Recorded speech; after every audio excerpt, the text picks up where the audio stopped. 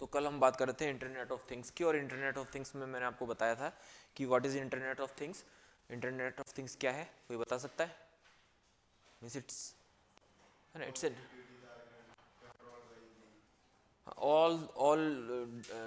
all devices related to our daily lives are connected with internet, and they can be controlled or operated from anywhere using the help of internet by the device user। ठीक है, तो ये हमने देखा था। और internet of things जो है हमारी लाइफ में एक रिवोल्यूशनरी चेंज लाने वाला था, और ये हमने देखा था कि इंटरनेट ऑफ थिंग्स के लिए हमें एक 5G इंफ्रास्ट्रक्चर, इंटरनेट इंफ्रास्ट्रक्चर की रिक्वायरमेंट रहेगी। उस इंफ्रास्ट्रक्चर के बाद जो है चीज़ें internet of things, blockchain technology, इन सभी फॉर्म्स में मैनिफेस्ट होना शुरू हो जाएगी। तो इंटरनेट ऑफ थिंग्स की डेफिनेशन देखिए, वो क्या क्या कर सकता है, उस पर बेस्ड हमने एक PYQ देखा था। सो अब हम आगे बात करते हैं। इंटरनेट ऑफ थिंग्स जो है वो इंडिया में है, तो गवर्नमेंट ऑफ इंडिया ने भी जो है इंटरनेट ऑफ थिंग्स के लिए इंडस्ट्री को प्रमोट करने के लिए 15 जो है बिलियन डॉलर के जो इंडस्ट्रीज के लिए जो है एलोकेशन, ग्रांट्स वगैरह के प्रोविजन किए हैं। ये सारी बातें आपको ध्यान रखनी है, ठीक। इंटरनेट ऑफ थिंग्स मीन्स आपका जो कंप्लीट जो डेली लाइफ से रिलेटेड जितनी भी डिवाइसेस हैं वो सारी आपको इंटरनेट से कनेक्टेड कर दी जाए, एंड देन फिर आप उनको मैनुअली स्विचेस से इनसे ऑपरेट करने के बजाय अपनी डिवाइसेस को अपने मोबाइल फ़ोन के थ्रू डायरेक्ट कहीं से भी ऑपरेट कर सकते हैं। एक फॉर एग्जांपल लाइक आप यहाँ आ गए हैं, आपने घर पे अपना AC चालू छोड़ दिया, अब आपको याद आ रहा है, आपने मोबाइल निकाला एंड देन फिर यहाँ से कमांड दी इंटरनेट के थ्रू, वो AC बंद हो गया। Every device is connected with A central internet और नेटवर्क, ठीक है, एंड देन फिर आप उसको कहीं से भी ऑपरेट कर सकते हैं। This is called internet of things, ठीक है। तो गवर्नमेंट ऑफ इंडिया ने इस तरह के प्रोविजन किए हैं, लाइक जो स्मॉल माइक्रो एंटरप्राइजेज हैं उनको भी जो है 6 लाख का पर ईयर का हेल्प करने का, ताकि वो इंटरनेट ऑफ थिंग्स टेक्नोलॉजी को अडॉप्ट कर सके। इस तरह से गवर्नमेंट ऑफ इंडिया भी इस फील्ड में काम कर रही है, ठीक है। इस तरह से internet of thing based, again जो हमने बात की थी कि हमें हमारे सामने कौन से चैलेंजेस हो सकते हैं किसी न्यू टेक्नोलॉजी को, या फोर्थ रिवोल्यूशन, इंडस्ट्रियल रिवोल्यूशन से रिलेटेड किसी टेक्नोलॉजी को अडॉप्ट करने से रिलेटेड क्या चैलेंजेस हो सकते हैं। तो गवर्नमेंट ऑफ इंडिया की पॉलिसी को आप देखेंगे तो वो सारा वो उन्हीं चैलेंजेस को पूरा करती हुई देख रही है। लाइक फंड्स की कमी, तो फंड एलोकेशन, इंसेंटिव्स जो है इंडस्ट्रीज को इंटरनेट ऑफ थिंग्स से रिलेटेड टेक्नोलॉजी डेवलप करने के लिए, उसको अडॉप्ट करने के लिए इंसेंटिव्स देना, fund allocation, research fellowships and scholarships देना, ताकि जो इस पर्टिकुलर टेक्नोलॉजी से रिलेटेड ह्यूमन रिसोर्स इंडिया में तैयार किया जा सके। सो इस तरह के जो है स्कीम्स आपको देखने को मिलेगी, ठीक है। डिजिटल इंडिया मिशन के अंडर भी इसको कवर किया जाएगा, ठीक है। National digital communication policy launch की गई है to develop and means adoption of these fourth industrial revolution technology like internet of things, 5G technology, machine to machine communication etcetera, ठीक है। सो ये है। और फर्स्ट जो है इंडिया का internet of thing based airport जो है सिक्किम के अंदर इनोग्रेट किया गया था 2018 में, एयरपोर्ट। अब उस एयरपोर्ट की जो भी स्टाफ है, अथॉरिटीज़ हैं, वो पूरे एयरपोर्ट को ऑपरेट कर सकती है इंटरनेट ऑफ थिंग्स के थ्रू। मीन्स उनको मैनुअली कहीं जाने की जरूरत नहीं है, सभी कंप्यूटर नेटवर्क अपने मोबाइल जो डिवाइसेस हैं उनके पास, उसके थ्रू उन मशीन्स को एक्सेस करेंगी एंड देन उनको इंस्पेक्ट कर सकती है, ऑपरेट कर सकती है, वॉट एवर जो भी, ठीक है। This is internet of things. Limitation क्या है? एवरीथिंग आपके अगर इंटरनेट से एवरी डिवाइस अगर कनेक्टेड है तो सबसे बड़ा लिमिटेशन आपके सामने क्या आएगा? कॉस्ट। क्या हर आदमी इस चीज को अफोर्ड कर पाएगा? बहुत मुश्किल है। सो वेरी हाई कॉस्ट, ठीक है। Internet connectivity and security issue, जब आपकी लाइफ का हर चीज इंटरनेट से कनेक्टेड है तो आपको प्राइवेसी एंड सिक्योरिटी का इशू आएगा, ठीक है। अगर उन चीज़ों को हैक करके उनका मिसयूज भी किया जा सकता है, ठीक है, तो वो सारा हमने कल डिस्कस किया था, ठीक है, वो सारा है। Concern of digital surveillance, again privacy issue आ रहा है। So surveillance means government agencies भी आपका सर्विलांस कर सकती हैं, और अगर गवर्नमेंट एजेंसीज सिटीजन्स का, एक्टिविस्ट्स का, जर्नलिस्ट का इजीली सर्विलांस करती है, तो कल हमने पेगासस का एग्जांपल देखा था, तो आपको पता है कि उसका क्या कैटास्ट्रॉफिक जो है कॉन्सिक्वेंसेज हो सकते हैं, क्या उसके नुकसान हो सकते हैं ना, क्या हो सकता है। आपकी डेमोक्रेटिक इंस्टीट्यूट धीरे धीरे डिग्रेड करते जाएंगे और सेंट्रलाइज्ड डिक्टेटरशिप की तरफ हम मूवमेंट करेंगे। क्यों? सर्विलांस की वजह से ऐसा होता है। कल हमने बहुत अच्छे से इसमें डिस्कशन किया था। ठीक है, क्या सर्विलांस मीन्स? आपकी निगरानी।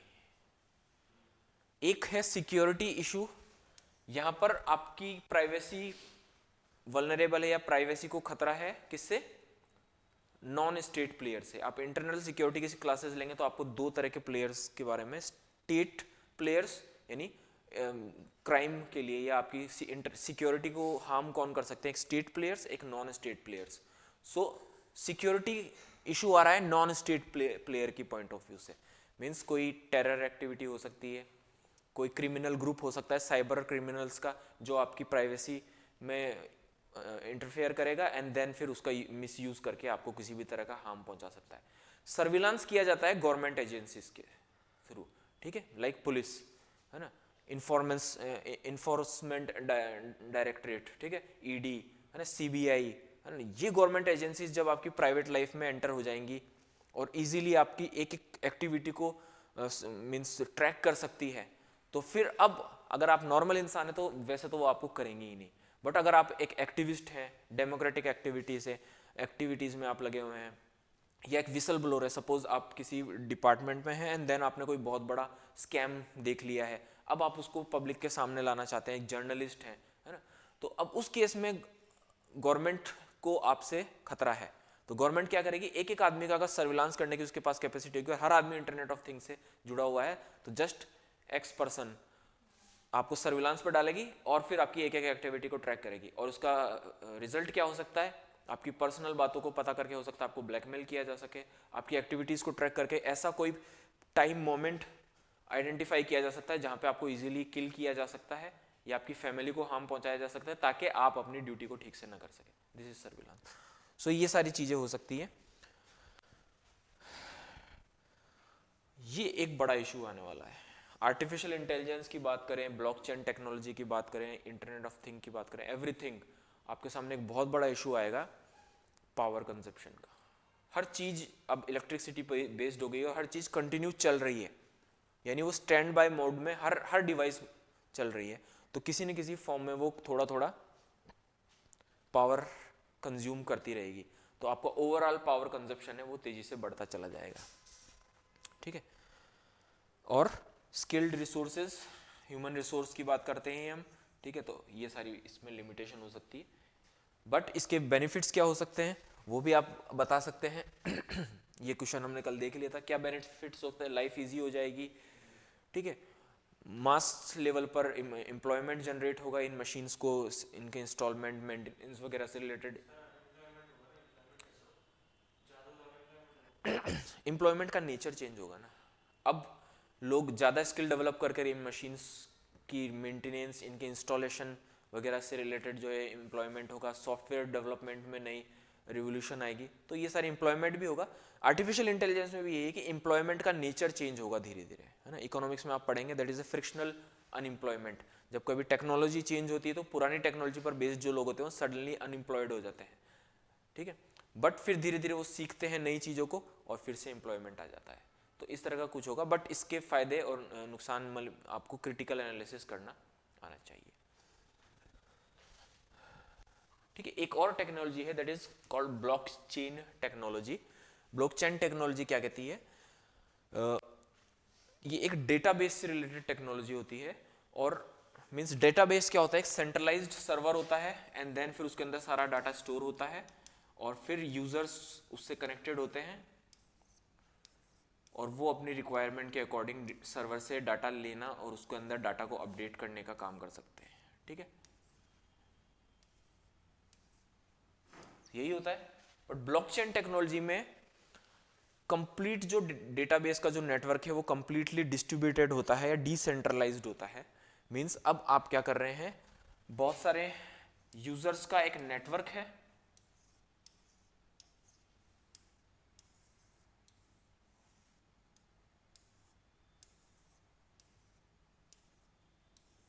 ठीक है, ये इससे जुड़ा हुआ है। ठीक है, इस तरीके से एक बहुत बड़ा सा नेटवर्क बना हुआ है, और जो भी डाटा स्टोर हो रहा है, अपडेट हो रहा है, वो कंप्लीटली इस नेटवर्क के अंदर यूजर्स या जो एक यूजर एक नोड को या एक कंप्यूटर एक नोड को इंडिकेट कर रहा है, उस फॉर्म में हो रहा है कि हर डाटा जो है वो इन नोड्स में जा रहा है। ठीक है, यानी अब इसका बेनिफिट क्या हो रहा है कि आपका डाटा सेंट्रलाइज ना होकर के डिसेंट्रलाइज्ड है।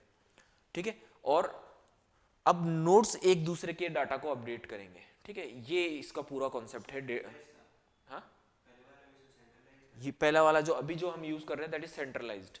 सपोज आप फेसबुक कर रहे हैं तो कोई एक डेटा सेंटर होता है फेसबुक का, और फिर वो उसके अंदर सारा डेटा जाता है, और फिर जो भी यूजर्स उससे कनेक्टेड है वो उसको यूज कर रहे होते हैं, अपडेट कर रहे होते हैं, उसके अंदर से इंफॉर्मेशन लेते भी है, उसके अंदर डालते भी है नई इंफॉर्मेशन। यहाँ पर क्या होता है कि एक डिस्ट्रीब्यूटेड सिस्टम होता है जिसमें मल्टीपल नोड्स आपस में इंटरकनेक्टेड होते हैं। कोई इमेज है इसमें? ठीक नहीं है, ठीक है, इसी को रेफर कर लीजिएगा। ये नोड्स भी डेटा को स्टोर करते हैं। अब सपोज कीजिए कोई एक डेटा जनरेट हुआ, तो वो डेटा सभी नोड्स में सेव हो जाएगा। ठीक है, एनक्रिप्टेड फॉर्म में। ठीक है, एनक्रिप्टेड मींस उसको उसकी कोडिंग हो जाएगी, उसको हर कोई देख नहीं सकेगा, बट जिसको भी देखने के लिए आप ऑथोराइज्ड करेंगे तो उसको एन्क्रिप्शन की दे दी जाएगी, और वो उस पूरे नेटवर्क में किसी भी डेटा को देख सकता है। ठीक है, अब इससे ये होगा कि जब भी आप डेटा को अपडेट कर रहे हैं तो सभी नोड्स के अंदर सेव हो रहा है, तो सभी नोड्स की परमिशन उसके पास होनी चाहिए। अदरवाइज कोई डेटा को अपडेट नहीं कर सकता है, डेटा को चेंज नहीं कर सकता है, मैनिपुलेट नहीं कर सकता है, सभी नोड्स की परमिशन होने के बाद ही होगा। और अगर किसी एक में डेटा को करप्ट करने की कोशिश की भी जाती है तो बाकी के साथ जब वो मैच नहीं करेगा तो वो करप्शन का जो अटेम्प्ट होगा वो अनसक्सेसफुल हो जाएगा।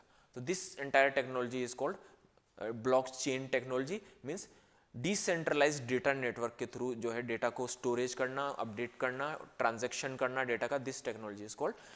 ठीक है, अब इसमें क्या होता है, एक डिस्ट्रीब्यूटेड लेजर होता है जिसके अंदर सारे डेटा का रिकॉर्ड होता है, और इस लेजर की कॉपी सबके पास होती है। सपोज एक लेजर है मेरे पास, लेजर मीन्स एक बुक है। ठीक है, उसमें जो भी डेटा है उसकी एक टेबल बनी हुई है, और उसकी कॉपी आप सबको मैंने दे दी है।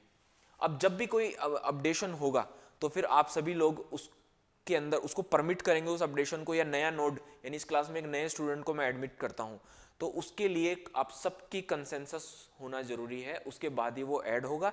एंड देन फिर जब भी कोई ट्रांजैक्शन होगा, सपोज आपके और इनके बीच में कोई ट्रांजैक्शन होता है, सो उसका अपडेटिंग आप सबको पता चलेगी, एनक्रिप्टेड फॉर्म में सबके पास रहेगा, और फिर जो है दूसरे जो भी देखना चाहेगा उसके पास एन्क्रिप्शन की होगी, वो उस ट्रांजैक्शन को देख सकता है।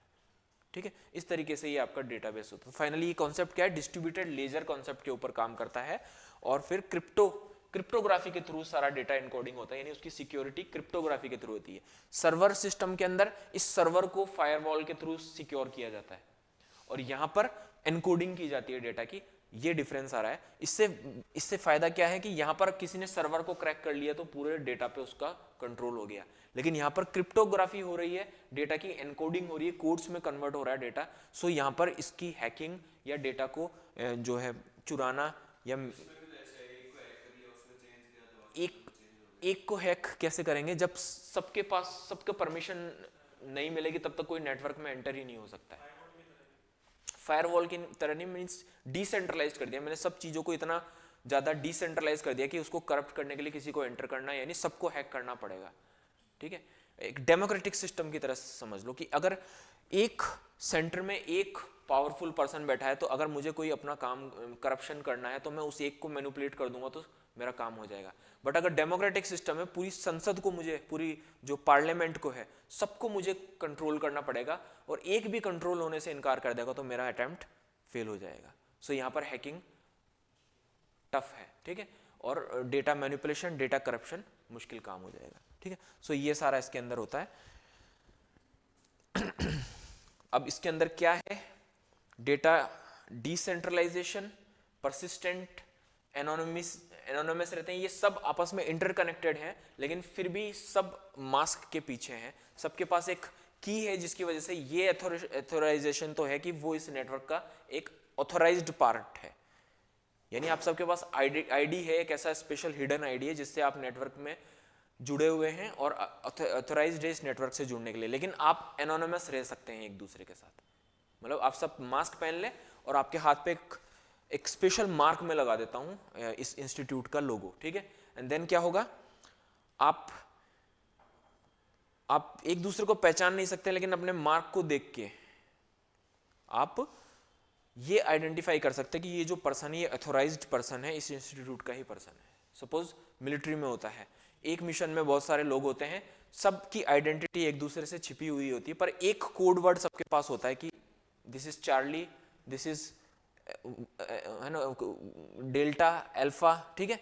तो मीन्स हम सब एक, क्योंकि क्या किया, सबके कोड नेम्स की एक लिस्ट सबको एक एक दे दी गई है, दैट इज डिस्ट्रीब्यूटेड लेजर, ठीक है। डेल्टा अल्फा चार्ली टैंगो, ठीक है, सबके पास है, और फिर सबको अपना अपना नाम पता है। एंड देन फिर उस लिस्ट में देखकर एक बार आप अपने कोड नेम से एक दूसरे को आइडेंटिफाई कर लेते हैं, और उसके बाद हमेशा उसी को यूज करते हुए आप चल रहे हैं। सो आप एनोनिमस भी हैं, बट आप अथोराइज्ड भी हैं, प्रॉपर्ली अथोराइज्ड है, मीन्स कोई भी आपके सिस्टम को आके करप्ट नहीं कर सकता। This process is distributed laser anonymity and, ठीक है, ऑडिबिलिटी मीन्स आप सभी एक दूसरे के साथ वेल कनेक्टेड हैं, ठीक है। आप इंफॉर्मेशन, एक इंफॉर्मेशन या एक भी ट्रांजैक्शन हो रहा है तो उसकी इंफॉर्मेशन सबके पास पहुंच रही है कि ये ट्रांजैक्शन हुआ है इस सिस्टम के अंदर, ठीक है। दिस इज ये है, ठीक है। अब ये कैसे होता है, एक यूजर ट्रांजैक्शन के लिए रिक्वेस्ट देता है, ठीक है, देन फिर उस ट्रांजैक्शन के लिए एक ब्लॉक बनता है, उस पर्टिकुलर, जैसे आप दो लोगों के बीच में ट्रांजैक्शन हुआ है तो आप दोनों ने ट्रांजैक्शन की रिक्वेस्ट की, देन फिर ब्लॉक बना, ठीक है।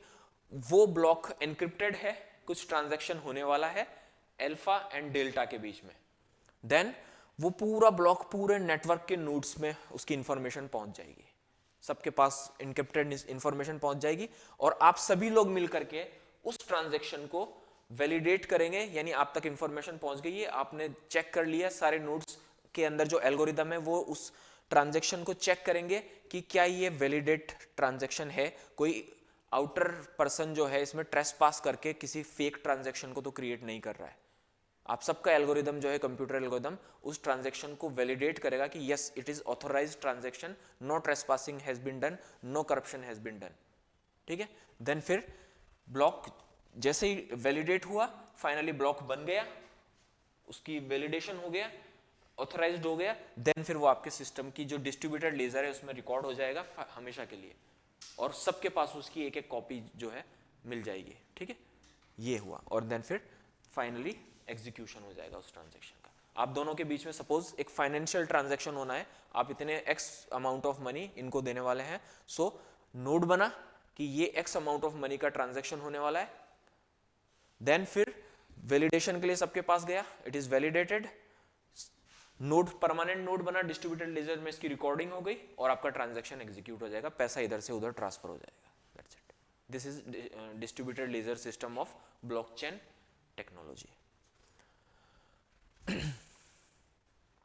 इसके बेनिफिट्स देखते हैं पहले, ठीक है। एडवांटेजेस क्या है, और एडवांटेजेस आपको पता चल गए, डिस्ट्रीब्यूटेड है, सिक्योर है, एनोनिमिटी बनी रहती है, बट सिक्योरिटी के साथ, अथोराइजेशन के साथ। सो इसके एप्लीकेशन आप इमेजिन कर सकते हैं क्या हो सकते हैं, कंप्लीटली डिस्ट्रीब्यूटेड, कंप्लीटली सिक्योर। सबसे अच्छे एप्लीकेशन क्या हो सकते हैं इसके, अभी in the era of cyber crimes, सबसे ज्यादा क्या साइबर क्राइम क्रिमिनल टारगेट करता है, फाइनेंशियल ट्रांजैक्शंस, है ना, बैंक अकाउंट्स को हैक करना, है ना, ये सारा काम करता है। सो अगर आप अपने एंटायर सिस्टम को ब्लॉकचेन पे डाल देते हैं तो जो फाइनेंशियल सिस्टम्स हैं, बैंकिंग, शेयर मार्केट, ठीक है, ये जो सारा है, इंश्योरेंस, ठीक है, फिर उसके बाद पर्सनल डेटा लाइक मेडिकल से रिलेटेड डेटा, ये जो सारा जो वर्क है, इन सारे को फ्यूचर में ब्लॉकचेन टेक्नोलॉजी पर ट्रांसफर किया जाएगा ताकि और ज़्यादा सिक्योर हो सके, क्योंकि जैसे जैसे हमारी टेक्नोलॉजी इवॉल्व कर रही है, cyber criminals, cyber security experts भी इवॉल्व करेंगे। सो अब ब्लॉकचेन टेक्नोलॉजी की तरफ ये धीरे धीरे शिफ्ट करेगा। इसकी डिसएडवांटेजेस क्या हो सकती है, इतना कॉम्प्लिकेटेड सिस्टम कॉस्टली होगा, ठीक है, कॉम्प्लेक्स होगा, एक छोटी सी इंफॉर्मेशन की इतनी ज्यादा कॉपी होगी, सर्वर में तो एक कॉपी बनाई गई और उसको सब एक्सेस कर सकते हैं, यहाँ पर इतनी ज्यादा कॉपी होगी तो आपको लार्ज स्टोरेज की जरूरत पड़ेगी, इतना सारा क्या कहते हैं इलेक्ट्रॉनिक डिवाइसेस की जरूरत पड़ेगी, और सब पे कॉपी होगी उसकी, तो बहुत बड़ा स्टोरेज एंड इलेक्ट्रॉनिक्स इंफ्रास्ट्रक्चर की जरूरत पड़ेगी, और हाई स्पीड इंटरनेट इंफ्रास्ट्रक्चर के बिना ये चीज़ पॉसिबल नहीं है, ठीक है। सबको हाई स्पीड इंटरनेट से इंटरकनेक्टेड होना पड़ेगा, ठीक है। कॉम्प्लेक्स सिस्टम है तो हाईली क्वालिफाइड टेक्नोलॉजिकल स्टाफ की जरूरत पड़ेगी इन सब चीज़ों को मैनेज करने के लिए, इनके अंदर मेंटेनेंस एंड डीबगिंग करने के लिए, ठीक है। और अगेन ये वर्ड आप हमेशा ध्यान रखेंगे कि जैसे जैसे हम higher level of advance higher level of computer technology की तरफ शिफ्ट करेंगे, आपकी एनर्जी रिक्वायरमेंट बढ़ती जाएगी। देखिए इसको इमेजिन कैसे करते हैं, ये चीज़ आपको इन्वायरमेंट एंड इकोलॉजी के साथ कनेक्ट करने का, क्योंकि यूपीएससी में ऑफन इंटरडिसिप्लिनरी क्वेश्चंस भी पूछे जाते हैं, यानी ऐसा क्वेश्चन जो, जैसे आपने लास्ट ईयर का जीएस पेपर 1 देखा है ना, वो क्वेश्चन ज्योग्राफी का था और वो एनवायरनमेंट से कनेक्ट कर रहा था, है ना। एग्रीकल्चर को एनवायरनमेंट से कनेक्ट कर रहा था, ज्योग्राफी का पार्ट है एग्रीकल्चर और उसको क्लाइमेट चेंज के साथ कनेक्ट कर रहा था, सो इंटरडिसिप्लिनरी। हाँ, सिमिलरली एक बार एक क्वेश्चन किया गया था जो मॉडर्न इंडियन हिस्ट्री और सोशल इश्यूज को कनेक्ट कर रहा था, women role in India's freedom, है ना। सो सोशल इश्यूज और मॉडर्न हिस्ट्री को इंटरकनेक्ट कर रहा है, इन्वायरमेंट एंड ज्योग्राफी को इंटरकनेक्ट कर रहा है। और जो थर्ड पेपर है उसमें आपको कई बार देखने को मिलेगा कि वो साइंस एंड टेक्नोलॉजी और इन्वायरमेंट को कनेक्ट करेगा। सो यहाँ पर आप देखेंगे पिछले 2 वीक के अंदर ऐसे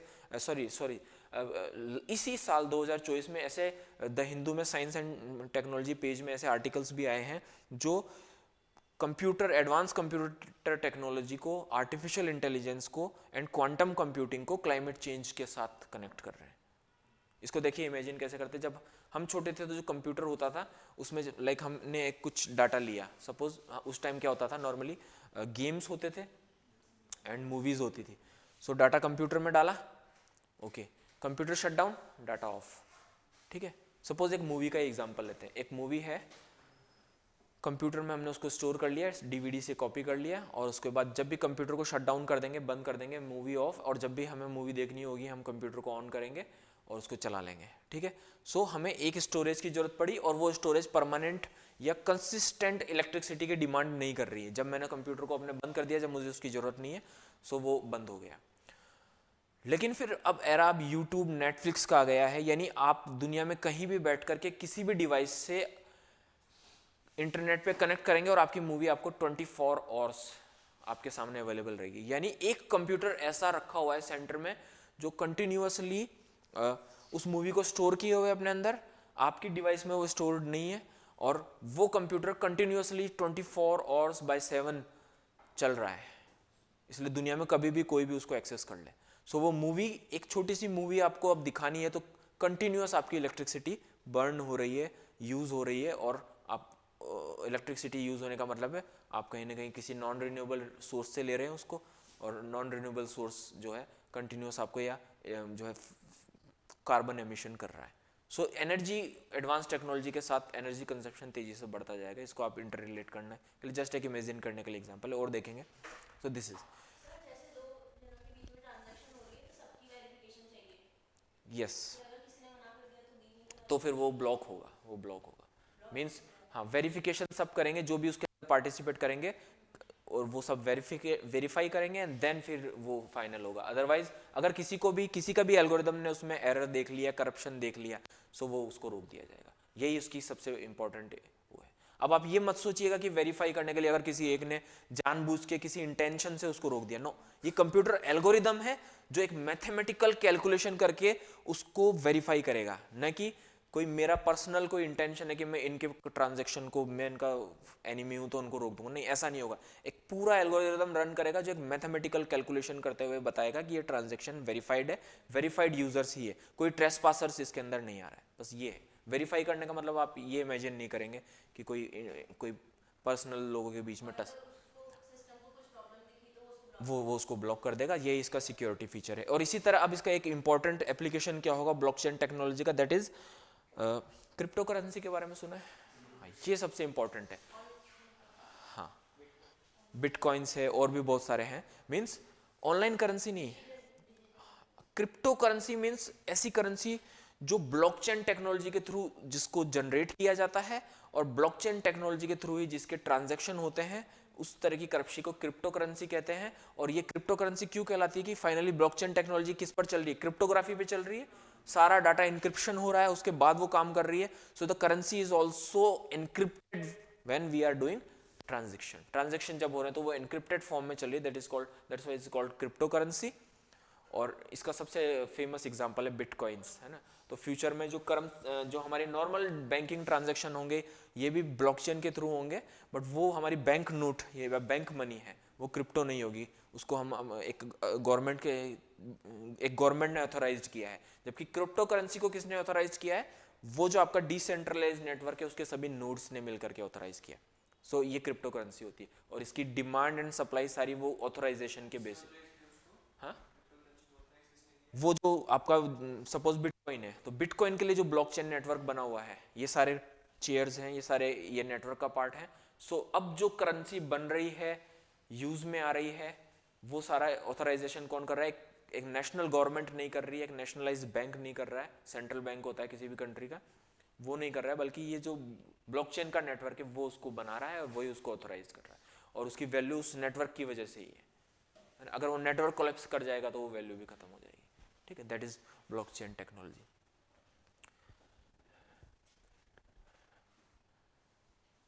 ठीक है, सेंट्रलाइज्ड लेजर टेक्नोलॉजी की प्रॉपर्टीज क्या है, प्रोग्रामेबल होती है, ब्लॉकचेन जो है कंप्लीटली कंप्यूटर प्रोग्राम्स पे चलती है, डिस्ट्रीब्यूट होती है, ठीक है, इम्यूटेबल है, मींस वैलिडेटेड रिकॉर्ड्स हैं, वही रिकॉर्ड होते हैं और एक बार वो रिकॉर्ड हो गया तो वो हमेशा के लिए स्टोर रहेगा, इरिवर्सिबल होगा। ठीक है, और अब एक बार वो रिकॉर्ड बन गया तो उसको कोई हैक करके करप्ट नहीं कर पाएगा। एक बार आपकी डिस्ट्रीब्यूटेड लेजर में जो एंट्री हो गई वेरीफाई होने के बाद, अब उसको करप्ट करना इंपॉसिबल है। ठीक है, देन फिर एक टाइम स्टैम्प के अंदर ये सारा होता है। ठीक है, यूनिनिमस होता है, हर ट्रांजैक्शन यूनिनिमस होता है, यानी इन दोनों के बीच में क्या हो रहा है वो सबको पता नहीं है, पता होते हुए भी सबको पता नहीं है, सब कुछ मास्किंग के अंदर हो रहा है। ठीक है, तो ठीक है, सॉरी, यूनिनिमस मींस सबका वैलिडेशन मिलना चाहिए। एनोनिमस मतलब सबकी मास्क है, सब एक मास्क के पीछे है। यूनिनिमस सब वैलिडेट कर रहे हैं, एक साथ कंसेंट के बाद ही हो रहा है वो ट्रांजैक्शन। और एनोनिमस मींस आप सभी लोग जो है एनोनिमस बने हुए रहते भी सारी इंफॉर्मेशन एक दूसरे के साथ शेयर कर रहे हैं और वैलिडेट कर रहे हैं। ठीक है, और इस वजह से ये जो चीजें हैं, this one and this one, ठीक है, एंड दिस, ठीक है, एंड दिस, ये सब मिलकर के किसको ड्राइव करती है, it is secure network of security को। ठीक है, ये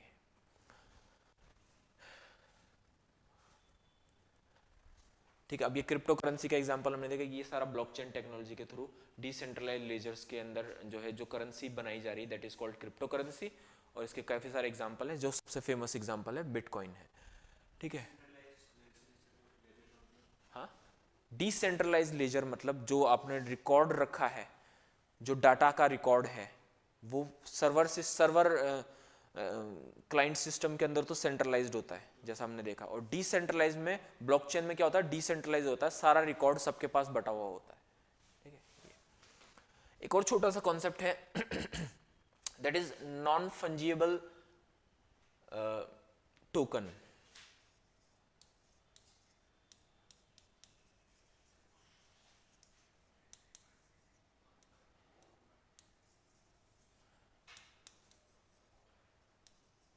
टोकन्स, ये क्या होता है, जस्ट ब्लॉकचेन सिस्टम के अंदर, है ना, जस्ट एक कॉन्सेप्ट है, ये आपको पता होना चाहिए। एक ब्लॉकचेन सिस्टम के अंदर कोई भी डाटा है,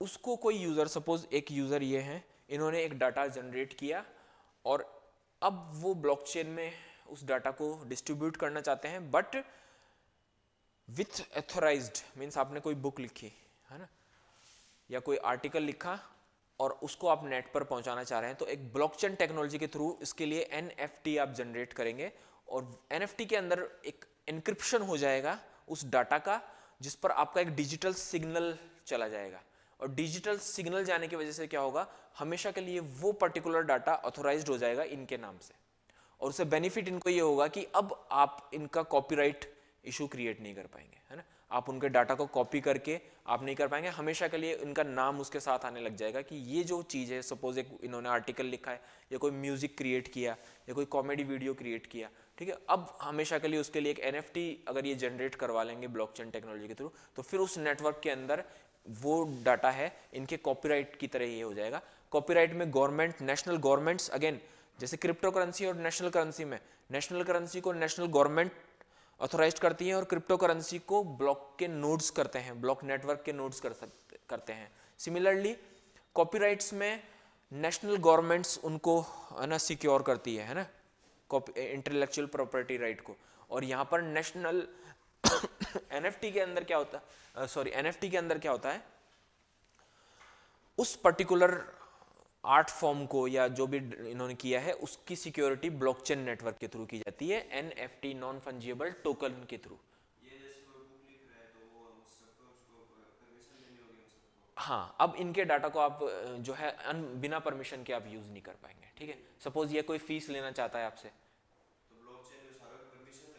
हाँ परमिशन लगेगी कि इन्होंने एक क्रिएट किया है कुछ, ठीक है, एंड देन फिर इनको NFT, अगेन मैंने क्या कहा, परमिशन दे ही नहीं, ऐसा नहीं होता है, वो एक प्रोग्राम होता है जो चेक करेगा कि ये एकदम कंप्लीटली किसी दूसरे के NFT को तो वियोलेट नहीं कर रहा है, और उसके बाद वो होता है, ठीक है। परमिशन आप ये नहीं सोचेंगे कोई इंसान काम कर रहा है, ये प्रोग्राम्स काम कर रहे होते हैं, ठीक है। तो अब जैसे ही इन्होंने एक डाटा या कोई आर्ट फॉर्म क्रिएट की, उसको NFT मिल गया, तो अब आपके पूरे एंटायर ब्लॉक नेटवर्क में ये आपकी जो भी चीज है प्रॉपर्टी ओनर के नाम से ही चलेगी, उसको एक डिजिटल सिग्नेचर मिल जाएगा, और फिर ये हो सकता है उससे कुछ बिटकॉइंस वगैरह अर्न कर सके। ये कॉन्सेप्ट आपको पता होना चाहिए। ये देखिएगा,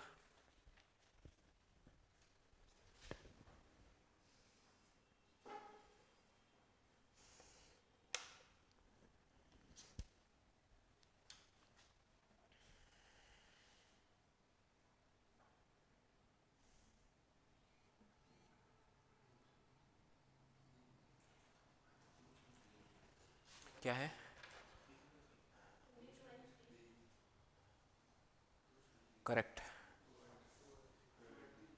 2 and 3,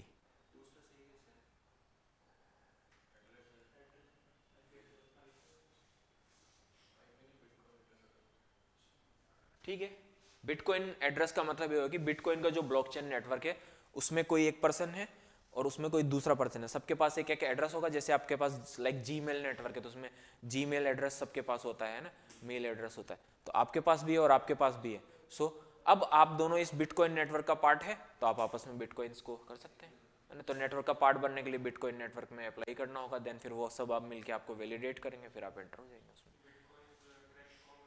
बिटकॉइन नेटवर्क ही करेगा, कोई सेंट्रलाइज्ड गवर्नमेंट इस पे अभी नहीं है। सो सेंट्रल बैंक्स जो है ट्रैक, सेंट्रल बैंक्स अभी नहीं कर रहे हैं, अभी रेगुलेशन चल रहा है, RBI भी कर रहा है इसके ऊपर काम, ठीक है, क्योंकि इसको अब रेगुलेट करना इतना आसान काम नहीं होगा, है ना। तो इसके लिए फर्दर और टेक्नोलॉजिकल स्टडी करनी होगी, उसके बाद ही कोई गवर्नमेंट बिटकॉइंस को रेगुलेट कर सकती है। इसीलिए तो सबसे ज़्यादा इसमें ये देखा जा रहा है, इंटरनल सिक्योरिटी में आप देखेंगे कि अब पैसा बिटकॉइंस की फॉर्म में लिया जाता है। टेरर ग्रुप्स भी और जो क्या कहते हैं, जो क्रिमिनल ग्रुप्स होते हैं, गैंग्स एंड जो सिंडिकेट्स होती हैं, वो भी सारा बिटकॉइन और क्रिप्टो करेंसी की फॉर्म में अपना ट्रांजैक्शन करने शुरू कर रही हैं।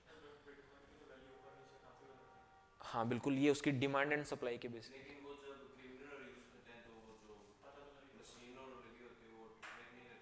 क्रिमिनल भी किसी न किसी फेक आईडी, मतलब क्रिमिनल्स जो होते हैं वो भी अपना आईडी तो बना ही सकते हैं ना। सपोज मैं क्रिमिनल हूँ, मैं इंडिया का सिटीजन तो हूँ, मेरे पास आईडी वगैरह सारे हैं, तो मैं ब्लॉकचेन नेटवर्क का हिस्सा बन सकता हूँ। तो ब्लॉकचेन नेटवर्क में तो मैं अभी वो हूँ, पूरी तरह से इनोसेंट हूँ, लेकिन उन बिटकॉइंस का यूज़ करके सपोज मैं यहाँ से किसी दूसरे सिटी में मेरा कोई बंदा रहता है, देन फिर हम कुछ ड्रग्स का लेन देन कर रहे हैं, एंड देन फिर उस पैसों को रुपयों में कन्वर्ट कर रहे हैं। सो ये हो, ऐसे किया जा सकता है। सो ये 1 and 3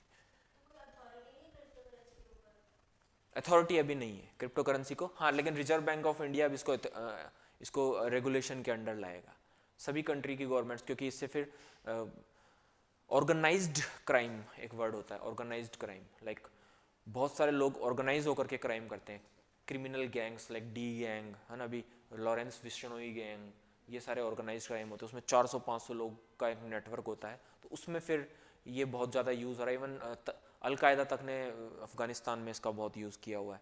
ठीक है, इस रेगुलेट करने के लिए नेशनल गवर्नमेंट्स मिलेगी और ब्लॉक नेटवर्क्स को जो ब्लॉकचेन नेटवर्क को बनाने वाले जो लोग हैं उन लोगों को पकड़ेंगी, एंड देन फिर उनसे कुछ नेगोशिएशन होगा कि वो कुछ इन्फॉर्मेशन शेयर करें। लेकिन इतना आसान नहीं होता। लाइक अभी तक व्हाट्सएप इन्फॉर्मेशन शेयर नहीं कर रहा है। एक टेररिस्ट केस हुआ था यूएसए में, तो या कोई क्रिमिनल केस हुआ था यूएसए में, तो उसका एप्पल फ़ोन यूएस अथॉरिटीज़ उसको क्रैक करना चाहती थी, एप्पल ने मना कर दिया था।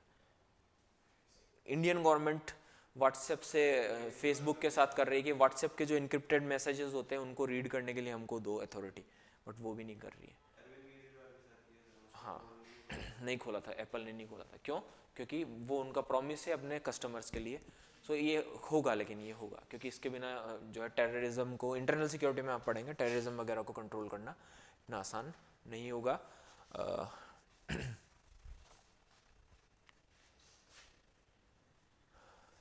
हम हैं यहाँ,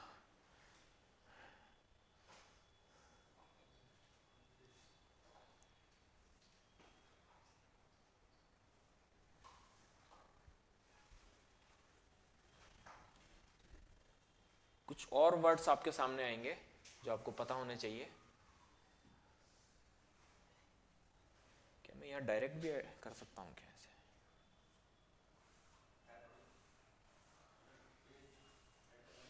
हाँ, अगर यहाँ से कर ले तो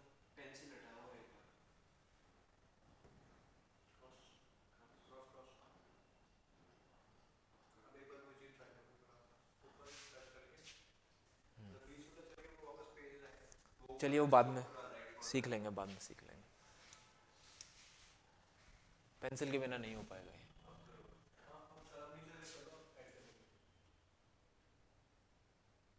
नहीं, नहीं कर रहा है काम। चलो कोई बात नहीं। सो हमने कहाँ ऐड की थी स्लाइड? एक और वर्ड आपको देखने को मिलेगा, that is cloud computing. What is cloud computing, बता सकते हैं आप?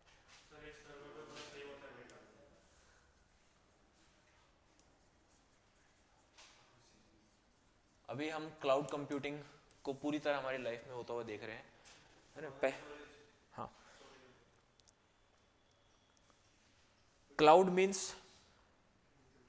स्टोरेज या सॉफ्टवेयर सर्विसेज लोकल मशीन पर इंस्टॉल करने की बजाय आप किसी सेंट्रलाइज्ड मशीन पर स्टोर करें और सभी यूज़र उन सर्विसेज को यूज़ कर सके। दैट इज क्लाउड कंप्यूटिंग, है ना? Cloud computing is a kind of computing services which is provided by a centralised computer to all connected devices or users, and due to this service users need not to store data on their local devices and they can access when 24/7 using internet, or local computers or local user need not to install heavy softwares on their devices, rather they can use those software services on that centralized computer, or and that centralized computer is called cloud। ठीक है, this is called cloud computing. ठीक है, ये cloud computing होती है। ठीक है, कितने तरह की होती है ये? One is internet of things में क्लाउड कंप्यूटिंग का रोल तो नहीं है, नेटवर्क का रोल है कि नेटवर्क के थ्रू आप डिवाइसेस को एक्सेस कर रहे हैं। ठीक है, क्लाउड कंप्यूटिंग एकदम अलग है थोड़ा सा। इसके सर्विसेज के टाइप में देखेंगे तो आपको समझ में आएगा। That is or SaaS, like software as a service, infrastructure as a service. So अब देखिए, और PaaS और होता है प्लेटफॉर्म एज अ सर्विस। ठीक है, अब इसमें आपको इंटरनेट ऑफ थिंग और इसके बीच में डिफरेंस अपने आप में इमेजिन हो जाएगा। सपोज सॉफ्टवेयर है, पहले हम कंप्यूटर अभी भी करते हैं, जैसे हम मेरे पास एक कंप्यूटर है और मुझे इसके अंदर डेटा प्रोसेसिंग सर्विस चाहिए, तो मैं क्या करूँगा, MS ऑफिस इंस्टॉल करूँगा अपने कंप्यूटर पे, एंड देन फिर मैं MS वर्ड के थ्रू कुछ टेक्स्ट लिख सकता हूँ, एक्सेल शीट्स बना सकता हूँ, PPTs बना सकता हूँ. सो मेरे लोकल कंप्यूटर में वो सारा सॉफ्टवेयर मैंने इंस्टॉल किया एंड देन मेरा काम मुझे करना होगा. ये तो एक छोटा सा एग्जांपल हुआ. सपोज मुझे गेमिंग का शौक है, ठीक है, और एक बढ़िया सा हाई ग्राफिक्स वाला गेम मुझे खेलना है, तो मुझे अपने लोकल कंप्यूटर में उसको इंस्टॉल करना पड़ेगा एंड देन फिर उसको करूँगा. सपोज मेरे लोकल कंप्यूटर में मुझे बहुत वेरी हाई ग्राफिक्स का एक स्ट्रेटेजिकल गेम है, लाइक, है ना, डेल्टा फोर्स, है ना, और भी बहुत सारे तरह के गेम आते थे. अगर मुझे वो करना होगा और सपोज करो उस गेम की जो ग्राफिक और जो रिक्वायरमेंट्स हैं कि इतना रैम होना चाहिए, इतना इसके अंदर स्पेस होना चाहिए कंप्यूटर के अंदर, वो मेरे कंप्यूटर के साथ मैच नहीं कर रहा है. मेरा कंप्यूटर लोअर लेवल का कंप्यूटर और गेम के रिक्वायरमेंट, ग्राफिक्स रिक्वायरमेंट हाई है जो, तो क्या मैं उस गेम को यूज़ कर पाऊंगा? नहीं. इसी तरह कोई बहुत हैवी सॉफ्टवेयर है, सपोज कंप्यूटर प्रोग्रामिंग से रिलेटेड, मैं एक प्रोग्रामर हूँ और मुझे वो कोडिंग वगैरह करनी है, तो अगर मेरा कंप्यूटर का कॉन्फ़िगरेशन है वो लोअर लेवल का है उस पर्टिकुलर सॉफ्टवेयर से, तो फिर मैं उस सर्विस को नहीं कर पाऊंगा. और फिर क्या होगा, उस सर्विस को अगर मुझे लेना तो मुझे मेरे हार्डवेयर को चेंज करना पड़ेगा, मेरे कंप्यूटर को अपग्रेड करना पड़ेगा, या तो उसके कॉन्फ़िगरेशन को अपग्रेड करना होगा या नया कंप्यूटर लेना पड़ेगा. ये एक बड़ा इशू है मेरे सामने. सो मैं क्या करूँगा, अब क्या इस प्रॉब्लम को सॉल्व करने के लिए क्या फैसिलिटी दी गई कि आप अपना कंप्यूटर को इंटरनेट, जैसे जैसे इंटरनेट सर्विसेज इजी हो गई, एक टाइम था 4G से पहले इंटरनेट सर्विसेज इजी नहीं थी, या और उससे पहले जब 2G या 1G का एरा था तब इंटरनेट सर्विसेज इजी नहीं थी. तो क्या होता था कि हर सर्विस को अगर आपको लेना है तो आपको अपने कंप्यूटर में इंस्टॉलेशन करना पड़ेगा. लेकिन internet, fast internet easily available है, उसकी एक्सेसिबिलिटी बढ़ गई है. सो अब आप क्या कर रहे हैं, आप सॉफ्टवेयर्स को अपने कंप्यूटर में इंस्टॉल नहीं कर रहे हैं, एक सेंट्रलाइज्ड कंप्यूटर में वो सारे इंस्टॉल हैं, जिसको उस सॉफ्टवेयर सर्विस का यूज करना है, हाई स्पीड इंटरनेट से उससे कनेक्ट हो जाए, आपका काम हो जाएगा. सपोज एक हाई ग्राफिक्स का गेम है PUBG. सो क्या आप अपने मोबाइल में इंस्टॉल करते हैं उसको, जैसे उसका ऐप और उसका इंटरफेस इंस्टॉल होता है, मेन गेम का जो कोड है वो आपके मोबाइल में आता ही नहीं है. जब जब आपको खेलना है इंटरनेट से कनेक्ट करेंगे एंड देन फिर वो जो सेंट्रल कंप्यूटर है, जो क्लाउड है ना, ये आपका क्लाउड हो गया, इस पर वो सर्विस है, ठीक है, और ये यूजर हो गया, ठीक है, यूजर हो गया. अब जब जब उसको उस पर्टिकुलर सॉफ्टवेयर सर्विस का यूज करना होगा वो इसके साथ कनेक्ट करेगा. हाँ, इसमें कोड है, अब डाउनलोड नहीं हो रहा है, कोड यहाँ रन होगा और सर्विस का जो आउटपुट है वो यहाँ दिखाई देगा. तो सपोज एक गेम खेल रहे हैं आप, तो आपका हो गया. MS ऑफिस था, ठीक है, अब मुझे चाहिए सेंट्रलाइज्ड. क्यों? क्योंकि तो अब मैं क्या करूंगा, MS ऑफिस में अपने इसमें नहीं डाल सकता हूँ अपने कंप्यूटर में, तो मैं क्या करूंगा, गूगल डॉक्स, गूगल सर्विसेज में गूगल डॉक्स में जाइए, गूगल स्प्रेडशीट ओपन कीजिए. तो अब वो जो सॉफ्टवेयर है उसका कोड कहाँ है, गूगल के सर्वर पर. और आपको जब जब गूगल डॉक्स पे आपको कुछ अपना डॉक्यूमेंट में टाइपिंग वगैरह करनी है, स्प्रेडशीट्स बनानी है, एक्सेल शीट बनानी है, तो आप गूगल एक्सेल शीट यहाँ से कनेक्ट करेंगे, कोड यहाँ रन हो रहा है, रिजल्ट यहाँ दिखाई देगा. MS ऑफिस तो आपको लोकली इंस्टॉल करना पड़ता है, ठीक है. इसका अल्टरनेट गूगल ने दे दिया आपको. अगर MS ऑफिस आपके अंदर बार बार उसको अपडेट करना पड़ेगा, उसकी की खरीदनी पड़ेगी, ऐसा कुछ करने की जरूरत नहीं है. गूगल में आपको सिर्फ Gmail अकाउंट बनाना है और आपको सारे MS ऑफिस के जैसे सॉफ्टवेयर सारे के सारे आपके उसमें मिल जाएंगे, गूगल Gmail अकाउंट में मिल जाएंगे. सो अब आपको क्या सॉफ्टवेयर परचेज करना पड़ रहा है, कीज़ खरीदनी पड़ रही है. MS ऑफिस में तो की एक्सपायर होते हैं, आपसे पैसा मांगेंगे वो. अब यहाँ पर गूगल डॉक्स ने ये प्रॉब्लम ही सॉल्व कर दी, फ्री में ये काम हो रहा है, ठीक है. जस्ट आपको एक Gmail अकाउंट रखना पड़ेगा और इंटरनेट कनेक्शन होना चाहिए आपके पास. सो दिस इज कॉल्ड, अब अगर सॉफ्टवेयर्स को अगर आप एज ए सर्विस यूज कर रहे हैं क्लाउड के ऊपर, then this is called software as a service. Platform को अगर आप एज ए सर्विस यूज कर रहे हैं, लाइक फेसबुक, तो क्या सिर्फ पूरा फेसबुक का प्लेटफॉर्म आप यूज कर रहे हैं, क्लाउड पे है सारा इंस्टॉलेशन, और उस प्लेटफॉर्म को आप अपने लोकल डिवाइस पे कर रहे हैं. दिस इज, सारी इंफॉर्मेशन क्लाउड में जाएगी. लेकिन वो क्लाउड जो मैनेज कर रहे होते हैं वो खुद बहुत साइबर सिक्योरिटी एक्सपर्ट्स होते हैं. सो जो भी क्लाउड बना रहा है उसके ऊपर बहुत बड़ी जिम्मेदारी है. सो वो भी अपने सिक्योरिटी का पूरा बंदोबस्त रखते हैं. फेसबुक का क्लाउड अगर किसी ने हैक कर लिया तो किसकी रेपुटेशन खराब होगी? फेसबुक की होगी, डेफिनेटली फेसबुक की होगी. और कल को फिर लोग फेसबुक पर अकाउंट बनाएंगे या जीमेल पर अकाउंट बनाएंगे. सबके ऑफिस जीमेल पर चल रहे हैं, कल को जीमेल को ही कोई हैक कर लेगा, सो जीमेल की पूरी रेपुटेशन खत्म. इसलिए वो अपनी रेपुटेशन, बिजनेस रेपुटेशन पे चलता है. सो ठीक है. Similarly infrastructure as a service है ना। इंफ्रास्ट्रक्चर मीन्स आप सॉफ्टवेयर डेवलपर हैं, आपको टेस्टिंग से रिलेटेड जो इंफ्रास्ट्रक्चर अपने लोकल कंप्यूटर पर इंस्टॉल करना पड़ रहा था वो अब लोकल पे नहीं है। आप टेस्टिंग से रिलेटेड जो भी इंफ्रास्ट्रक्चर है, normally infrastructure development, software development में ज़्यादा काम आता है, इसलिए लोकल लाइफ में, डेली लाइफ में हम उसका कोई एग्जांपल नहीं दे सकते हैं। एक एग्जांपल, आप सॉफ्टवेयर डेवलपर हैं, आपको अपने कोड को टेस्ट करना है मल्टीपल तरीके से, उसके लिए आपको बहुत हैवी इंफ्रास्ट्रक्चर अपनी लोकल मशीन पे रखना पड़ेगा। बट अब क्या होगा, एक क्लाउड है कंपनी का, सपोज ओरेकल टेक्नोलॉजीज का है, तो ओरेकल टेक्नोलॉजीज क्या करे, सारा टेस्टिंग से रिलेटेड इंफ्रास्ट्रक्चर, या IBM है वो अपने क्लाउड पे रखेगी। कोई भी छोटी कंपनी का सॉफ्टवेयर इंजीनियर या एक छोटी कंपनी जो इतना हैवी इंफ्रास्ट्रक्चर परचेज नहीं कर सकती, वो जस्ट उनकी क्लाउड सर्विसेज परचेज करेंगी। अब वो कंपनी, जैसे आपकी छोटी सी एक सॉफ्टवेयर कंपनी, आप फिर ओरेकल या IBM के इंफ्रास्ट्रक्चर को इंटरनेट से एक्सेस करेंगे और अपने जो भी डेवलपमेंट से रिलेटेड जो भी टास्क है वो कंप्लीट करेंगे। That is infrastructure as a service, software as a service and platform as ए।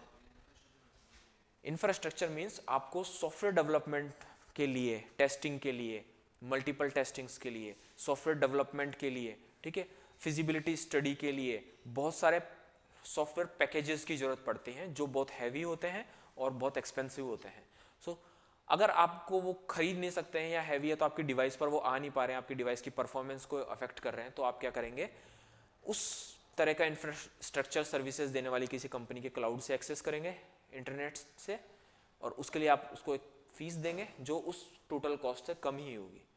उस फीस को देने के बाद आप क्या करेंगे, उस क्लाउड पे जाएंगे और अपना जो भी डेवलपमेंट से रिलेटेड जो भी इंफ्रास्ट्रक्चर आपको यूज़ करना है, चाहे वो सॉफ्टवेयर टेस्टिंग से रिलेटेड हो, फिजिबिलिटी स्टडी से रिलेटेड हो, कोडिंग डेवलपमेंट से रिलेटेड हो, आप उससे कनेक्ट करेंगे ना, आप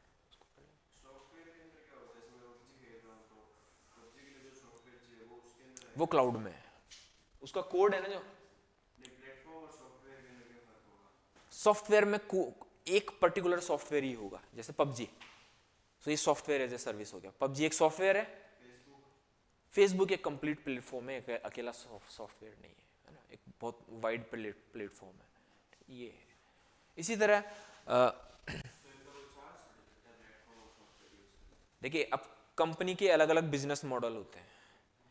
फेसबुक आपसे कोई चार्ज लेती है, लेकिन उसका बिजनेस मॉडल है, फिर भी वो पैसा कमा रही है। कैसे? वो आपको फ्री सर्विसेज दे रही है, बदले में आपको एडवर्टाइज मिल रहे हैं, एडवर्टाइज से वो प्रोडक्ट कोई बिक रहा होगा, है ना। वो उनका पूरा AI बेस्ड एल्गोरिथम यही होता है कि आपके टोटल इंटरेस्ट जो है उनको देख लेता है। सपोज एक रोज मैंने सर्च कर लिया इतना सा कि मुझे एक शर्ट खरीदना है, ठीक है, तो अब आपके पास फेसबुक के अंदर इस तरह के, है ना, तो वो लोग मार्केटिंग के थ्रू पैसा कमा रहे हैं। PUBG में भी कुछ ना कुछ होगा, सब्सक्रिप्शन होता है हायर लेवल का। जैसे अब व्हाट्सएप कैसे कमा रहा है पैसा, व्हाट्सएप में तो कुछ है ही नहीं, इनके भी अपने अपने बिजनेस मॉडल है। अब व्हाट्सएप धीरे धीरे, शुरू में उन्होंने एडिक्ट बना लिया, लोगों को अपने ऊपर पूरी तरह डिपेंड बना लिया, ठीक है। अब वो धीरे धीरे क्या कर रहे हैं, व्हाट्सएप का सब्सक्रिप्शन है, बिजनेस, व्हाट्सएप बिजनेस अकाउंट, है ना, तो उस तरीके से फिर धीरे धीरे प्रमोट करते हैं। वो लोग 10-20 साल आगे की सोच करके प्रोग्राम करते हैं। तो शुरू में एकदम फ्री, कुछ लगता ही नहीं कैसे पैसा बना रहे हैं, फ्री में चल रहा है सभी, लेकिन फिर धीरे धीरे सर्विसेज, अब शॉर्ट वीडियोस उन्होंने प्रमोट करने शुरू कर दिए हैं व्हाट्सएप पे, ठीक है। अब व्हाट्सएप पे शॉर्ट वीडियोस के चैनल बनेंगे, तो फिर वो क्या करेंगे, कंपनीज को प्रमोट करना शुरू करेंगे। तो ये बिजनेस मॉडल बहुत, आपको अंदाजा नहीं कि बहुत हाई लेवल पे काम करते हैं, हम लोग सोच भी नहीं सकते उस लेवल पे। जब फेसबुक शुरू में लॉन्च हुआ था तो उसने शायद पैसा बनाया ही नहीं होगा, पैसा अब बना रहा है वो, और वर्ल्ड के टॉप रिचेस्ट पर्सन में एक हो गया है। तो अलग अलग, अब सिमिलरली अब जैसे सॉफ्टवेयर सर्विसेज है, इंफ्रास्ट्रक्चर एज ए सर्विस है, तो अब इसमें कोई मार्केटिंग का कोई फंडा नहीं है, जस्ट मैंने बनाया है सॉफ्टवेयर प्लेटफॉर्म्स, मेरे क्लाउड पे हैं, और छोटी छोटी सॉफ्टवेयर कंपनीज और जो फ्रीलांस सॉफ्टवेयर डेवलपर्स होते हैं उनको चाहिए वो सर्विसेज, क्योंकि वो खरीद नहीं सकते हैं पूरा इंफ्रास्ट्रक्चर, तो जस्ट आप मुझे थोड़ा सा पैसा दो, एक्सेस करो, तो सबके अपने अपने बिजनेस मॉडल्स हो सकते हैं। सिमिलरली आपको जनरेशंस ऑफ वेब के बारे में पता होना चाहिए।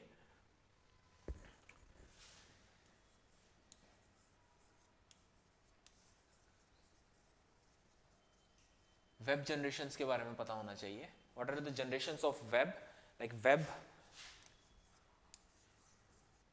1.0, 2.0, 3.0 एंड 4.0, ठीक है। ये जनरेशन्स क्या हैं, तो बस आपको इसका एक आइडिया होना चाहिए कि क्यों, क्योंकि अब हम अगली जनरेशन में शिफ्ट कर रहे हैं। ये एरा है जो अगली जनरेशन में है, तो इस पर क्वेश्चन बनने के चांसेस, और इस पर आपको बहुत आर्टिकल्स पढ़ने को भी मिलेंगे। सो ये टर्मिनोलॉजी आपको पता होनी चाहिए, what is web 1.0। So again हमने नैनो मटेरियल्स के बारे में पढ़ा था, तो वैसा ही कुछ है। वेब 1.0 मीन्स ऐसा वेब जो पैसिव है। मैंने एक वेब पेज बनाया मेरी कंपनी का इंफॉर्मेशन से रिलेटेड, कि मेरी कंपनी ये है, ये इस दिन बनी थी, ये इसके बोर्ड ऑफ डायरेक्टर्स है, एंड देन फिर ये सर्विसेज देती है, हमारा शेयर प्राइस ये है, यहाँ लिस्टेड है हम, ओके, यहाँ हमारे ऑफिसेज हैं, यहाँ हमारी फैक्ट्री है, ये सारी इन्फॉर्मेशन एक वेबसाइट में मैंने दे दी। आप एज ए यूजर आएंगे, वेबसाइट को विजिट करेंगे, आपने इन्फॉर्मेशन पढ़ ली, दैट्स इट, हो गया। तो क्या वेब इंटरेक्टिव है? पैसिव है। So web 1.0 was passive web. शायद आपने बचपन में नहीं देखा होगा, मैंने इसको देखा हुआ है, आप मुझसे कुछ छोटे हैं, सो आप शायद आपने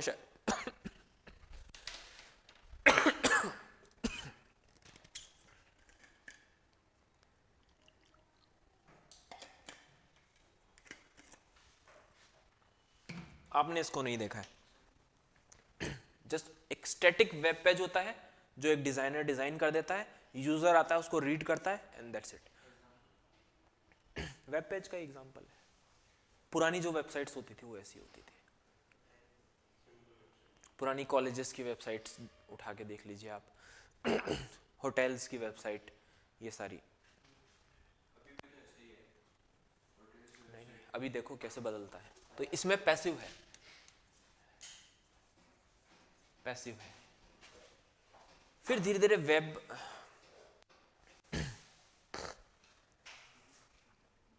2.0 आया, और उसमें क्या हुआ, वेब पेज इंटरेक्टिव हो गया। आप उस पर एक्सेस करेंगे और वो वेब पेज सिर्फ आपको इंफॉर्मेशन देगा भी नहीं बल्कि आपसे लेगा भी। आप वेब पेज पे गए, सपोज एक इंस्टीट्यूट की वेबसाइट है, जैसे आपने ओपन की, उसकी इंफॉर्मेशन आपके सामने गई, ये एक्टिव पार्ट हो गया। फिर सडनली आपके सामने लास्ट में स्क्रॉल करते हैं तो लास्ट में कुछ फील्ड्स बने होते हैं, आपका नाम, आपका ईमेल एड्रेस, आपका फ़ोन नंबर, है ना, ये इसका एग्जांपल। अब वो क्या कर रहा है, सिर्फ आपको इन्फॉर्मेशन दे रहा नहीं है, आप भी उसको कुछ इन्फॉर्मेशन दे सकते हैं। सो उसमें ऐसा नहीं था, वो पैसिव हो गया। हाँ, वो पैसिव हो गया। समझे नहीं मेरी बात को आप? जो पहली जनरेशन थी ना वेब की, एकदम शुरुआती, शायद आपने वो आपके आपके बर्थ ईयर क्या हो सकते हैं, किस साल के, क्या एज ग्रुप के लोग हैं आप? 20 है ना, यानी आप मुझसे बहुत छोटे हैं। जिस टाइम ये पैसिव वेब पेजेस एग्जिस्ट करते थे हमारे इंटरनेट पे, तब आप पैदा हुए थे और मैं स्कूल जाया करता था। सो मेरे देखे हुए मेरे स्कूल के कंप्यूटर्स में, ठीक है, उसमें क्या होता था, जस्ट एक वेबसाइट होती थी, उस वेबसाइट पे कुछ टेक्स्ट और इमेजेस की फॉर्म में इंफॉर्मेशन होती थी। कोई भी यूजर को उस वेबसाइट में इंटरेस्ट है तो वो जाएगा और देखेगा और आ जाएगा। हाँ, HTML बेस्ड पेजेस होते थे, यस, इन्होंने अच्छा वर्ड किया, HTML बेस्ड पेजेस होते थे। आप सब लोग उस टाइम पैदा हो रहे थे जब ये चीज थी। तो अब जब आप थोड़े बड़े हुए और समझदार हुए, मेरी उस टाइम में जिस एज का था, जब आप जिस एज में बोलते थे, सोशल मीडिया का टाइम ही आ गया था। सो आप जेन जेड के लोग हैं, राइट, है ना, जेन जेड के लोगों ने वो चीज़ देखी ही नहीं है। मैं आपसे जस्ट पहले वाली जनरेशन का हूँ, तो इसलिए आप इमेजिन नहीं कर पा रहे हैं उस चीज़ को। जस्ट आपका आपने पेज खोला, आपने पढ़ा और बात खत्म, कुछ फोटोज थे वो देखे और बात खत्म, है ना। सेकेंड जनरेशन में क्या हुआ, अब वेब पेज थोड़ा एक्टिव हो गया, वो इंफॉर्मेशन तो दे ही रहा है, अब आप उस आपसे इंफॉर्मेशन ले भी सकता है। इसका एक और एग्जांपल है social media websites. Social media website, ये जो अभी जो वेब पेजेस चल रहे हैं या वेब चल रहा है, that is second generation web.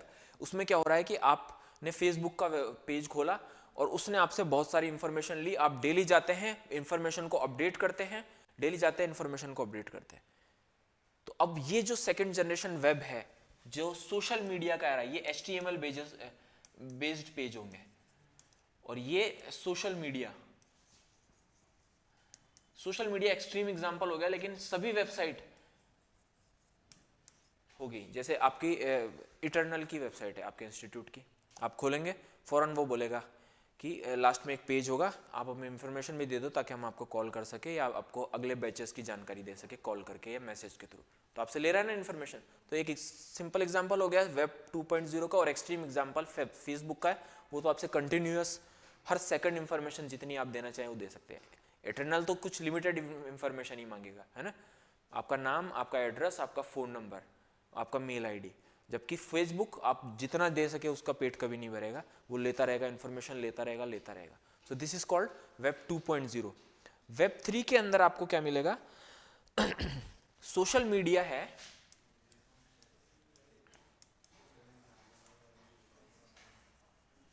Social media है, but it will equipped with VR and AR। अब जो थर्ड जनरेशन आपके सामने धीरे धीरे सामने आएगी मेटावर्स की फॉर्म में। सबसे पहले मेटावर्स इसका एग्जांपल होगा, एप्पल ने भी लॉन्च किया है। अब आप सोशल मीडिया कर रहे हैं, इंफॉर्मेशन सिर्फ टेक्स्ट या इमेजेस की फॉर्म में या प्री रिकॉर्डेड या लाइव रिकॉर्डेड वीडियो की फॉर्म में डाल रहे थे फेसबुक में। अब आप क्या कर रहे हैं? VR की फॉर्म में इंटरेक्ट कर रहे हैं वेब के साथ। आपने वो पहन लिया VR, और मेटावर्स में अब आप जा रहे हैं तो आपको 3 डायमेंशंस में लाइफ दिख रही है ना। वेब यहाँ पर 2 डायमेंशनल था और यहाँ पर 3 डायमेंशनल हो गया है, ठीक है, 3 डायमेंशनल हो गया है। और इसके ठीक बाद में वेब 4 आएगा, जहां ये चीजें तो होंगी ही, है ना। यहाँ पर पैसिव था तो पैसिव तो यहाँ भी दिखेगा, तो एक चीज और ऐड हो गई। यहाँ पर पैसिव प्लस एक्टिव था, बट एक चीज और ऐड हो गई। यहाँ पर ये सब तो था ही, एक और चीज ऐड हो गई, AI। अब जो आपको VR और AR, VR means virtual reality and AR means augmented reality, उसमें और भी एडवांस होता है। वर्चुअल रियलिटी में तो आपने वो VR बॉक्स पहना एंड देन फिर एक वर्चुअल रियलिटी में पहुंच गए, बट ऑगमेंटेड रियलिटी में ये होगा कि सपोज मैंने VR बॉक्स पहना तो एक वर्चुअल वर्ल्ड प्लस आपका जो रियल वर्ल्ड है, उन दोनों को मिक्स कर देगा। कभी आपने किया एक्सपीरियंस? नहीं किया। मेरा फ्रेंड सॉफ्टवेयर डेवलपर है, कनाडा में रहता है, वो इसमें बहुत काम किया था उसने, और मुझे उसने VR और AR दोनों ही एक्सपीरियंस करवाया था। मैं आपको बताता हूँ। VR का एक्सपीरियंस तो ऐसा था कि उसने एक रूम में मैं बैठा हुआ था और अंधेरा था, मैं बेड पे सोया हुआ था, और फिर नीचे से खटखट की आवाज़ आई। नीचे देखा तो एक भूत था। फिर अचानक से मैं उस रूम से बाहर निकला और एक वर्ल्ड जहाँ पर फाइटर प्लेन आया, अचानक मुझ पर बॉम्बार्डिंग हो गई। मैं डर रहा था, रियल में ऐसा फील हो रहा था। That is VR। और फिर उसने AR का एक्सपीरियंस करवाया। देन मैंने पहना VR बॉक्स को एंड ऑगमेंटेड रियलिटी। हाँ, नहीं, उसमें क्या होता है कि आपकी वर्चुअल रियलिटी तो है ना, ये जो आपकी रियल क्लास है सपोज, है ना, ये वर्चुअल ये रियलिटी है, इसको ऑगमेंट कर दिया। सो मैंने जैसे ही VR बॉक्स पहना तो मुझे जो रूम था वो तो दिख ही रहा था, लेकिन साथ में उस रूम में कुछ एक्स्ट्रा चीज़ें भी दिखने लग गई थी। लाइक हाँ, इमेजेस। जैसे मैं नीचे देख रहा था तो सब चीज़ें रखी हुई थी, उसका घर ही था, उसका ड्राइंग रूम था, और पास में सांप भी था। फिर एक बटरफ्लाई उड़ती हुई आई, रूम उसी का था बट एक बटरफ्लाई उड़ती हुई आई।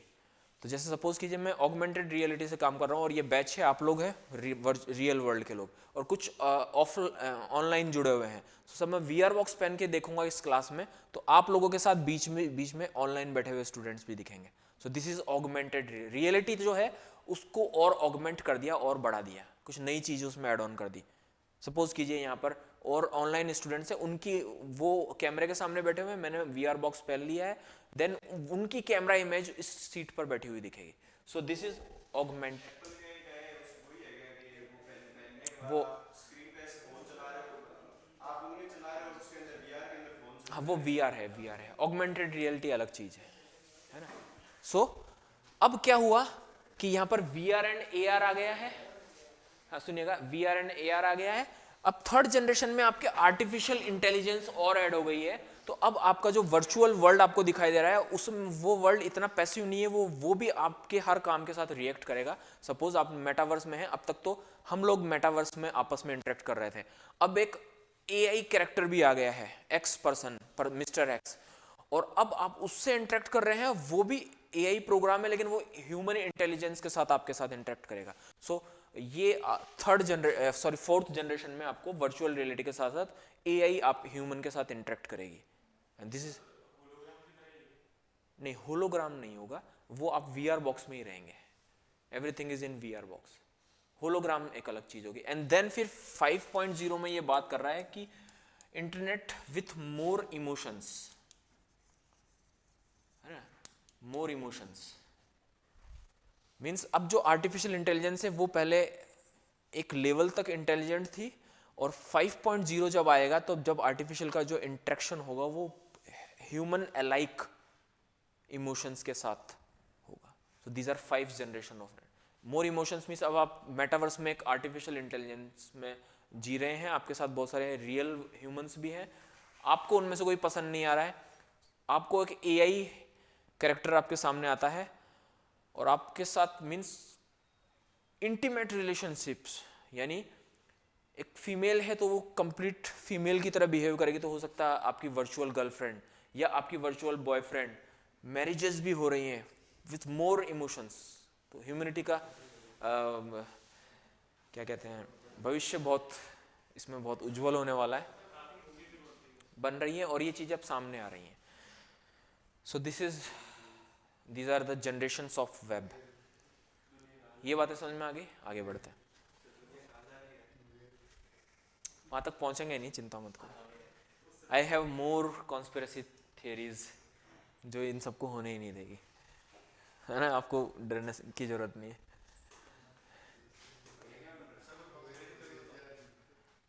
हाँ, अरे क्लास में अभी हम टॉपिक पे चलते हैं ना, टॉपिक है ना। चलिए, सुपर कंप्यूटर्स,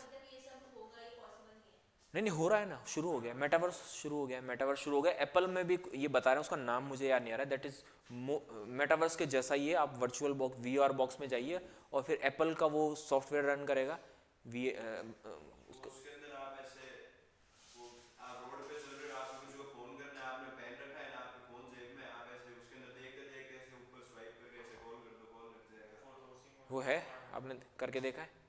नहीं, वो आगे डिवाइस तो हाँ, कितने ही है, 4 5 6 7 लाख इवन ऊपर हाँ, से। उसमें भी एकदम वर्चुअल वर्ल्ड में भी जा सकते हैं। एप्पल का है, 2 कंपनियां भी ये सर्विस प्रोवाइड कर रही है, Apple and metaverse.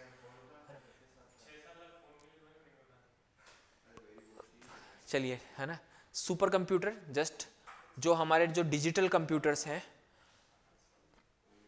With heavy and high processing capacities, processors के साथ जो कंप्यूटर्स बनाए जाते हैं, जिन those are called super computers, और इनकी जो स्पीड होती है वो फ्लॉप्स में, floating point operation per second में इसको मेजर किया जाता है।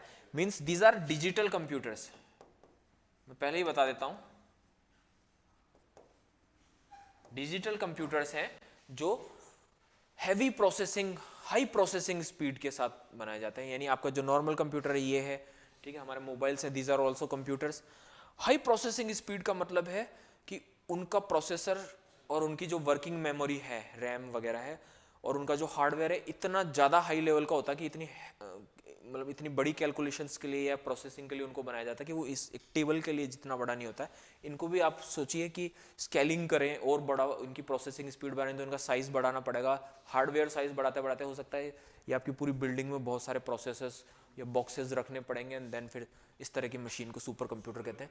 तो ये कुछ ऐसा है, देखिए ये बहुत बड़े बड़े प्रोसेसर्स हैं जो अलग अलग उसके अंदर रखे हुए हैं, एंड देन फिर ये पूरी बिल्डिंग में फैला होता है, और फिर इनको डाटा, बहुत लार्ज अमाउंट ऑफ डाटा दिया जाता है, एंड देन लाउड उसको प्रोसेस करते हैं और फिर उससे कुछ रिजल्ट देते हैं। फॉर एग्जांपल एक एक अर्थ ऑब्जर्वेशन सैटेलाइट है जो कंटिन्यूअस आपके अर्थ पर किसी गैस एमिशन को या किसी पॉल्यूटेंट एमिशन को ऑब्जर्व कर रहा है। एवरी सेकंड वो लगातार उसका रेवोल्यूशन पूरा करता है और लार्ज अमाउंट ऑफ डाटा वो जनरेट कर रहा है एवरी मिनट, ठीक है।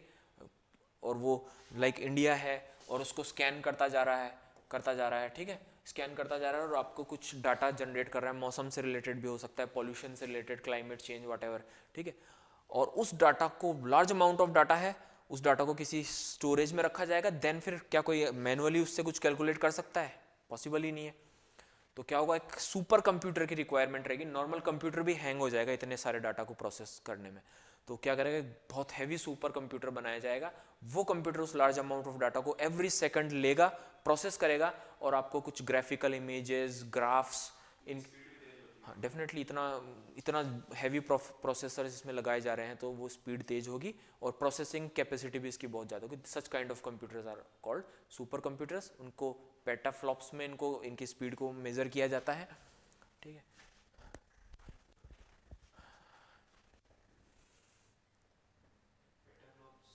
इसकी स्पीड मेजरिंग का है ये. ठीक है.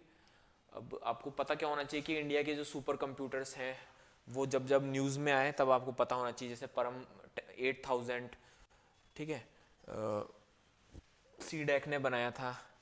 ठीक है. अब इनका एप्लीकेशंस की बात करूं, national computing super computing mission जो है गवर्नमेंट ऑफ इंडिया ने इसको लॉन्च किया. क्यों? Super computing is very important for your space and defence research. आप रॉकेट्स बना रहे हैं और उनको डिज़ाइन करना है तो एरोडायनेमिक डिज़ाइंस होते हैं. इन सब के लिए नॉर्मल कंप्यूटर्स की बजाय सुपर कंप्यूटर्स चाहिए. तो स्पेस और डिफेंस रिसर्च, मिसाइल्स भी बना रहे हैं तो मिसाइल अनसक्सेसफुल हुई है, देन क्या प्रॉब्लम्स आई है, क्या डाटा आया, उसको एनालाइज करके फिर मिसाइल के डिज़ाइन में चेंज करेंगे. न्यूक्लियर प्रोग्राम अगर आपको चलाना है तो आपको सुपर कंप्यूटर की ज़रूरत पड़ती है. दैट्स वाई इंडिया को सुपर कंप्यूटिंग की ज़रूरत पड़ी. और क्योंकि इंडिया का न्यूक्लियर प्रोग्राम, मिसाइल प्रोग्राम और स्पेस प्रोग्राम इंडिया को रन करना था और इसके लिए ज़्यादा वेस्टर्न कंट्री से इंडिया को कोई कोऑपरेशन मिल नहीं रहा था. इवन यूएसए से जब इंडिया ने सुपर कंप्यूटर, हाँ हाँ, तो जो स्टार्टिंग में यूएसए से भी जब इंडिया ने सुपर कंप्यूटर खरीदने का कोशिश किया था तो यूएसए ने इनकार कर दिया क्योंकि यूएसए उस टाइम इंडिया का एंटी था. सो उन्होंने मना कर दिया क्योंकि उनको पता था कि अगर ये नहीं मिलेगा इनको तो इनके तीनों प्रोग्राम अपने आप ही ब्लॉक हो जाएंगे. Missile program, rocket program and nuclear program. So India ने फिर एक इंस्टीट्यूट बनाया, centre for development of advance computing, है ना, सीडैक कहते हैं उसको. इसमें फिर इंडिया ने उन प्रोग्राम के साथ सुपर कंप्यूटर बनाने का प्रोजेक्ट फिर बनाना शुरू किया ना इंडिया ने. उस टाइम इंडिया के पास कैपेसिटी, लेकिन वो प्रोसेसर डिज़ाइन करना, खरीद तो सकते ही नहीं है ना हम उनको. अपने डोमेस्टिक इंडस्ट्रीज़ में उनको डिज़ाइन करना, फैब्रिकेट करना, ठीक है, वो सारा बहुत कॉम्प्लिकेटेड टास्क है. तो इंडिया ने ये काम शुरू किया, सीडैक इंस्टीट्यूशन बनाया और फिर उसने इसमें तेज़ी से काम किया और फिर इंडिया ने अपने परम सीरीज़ के सुपर कंप्यूटर बनाए.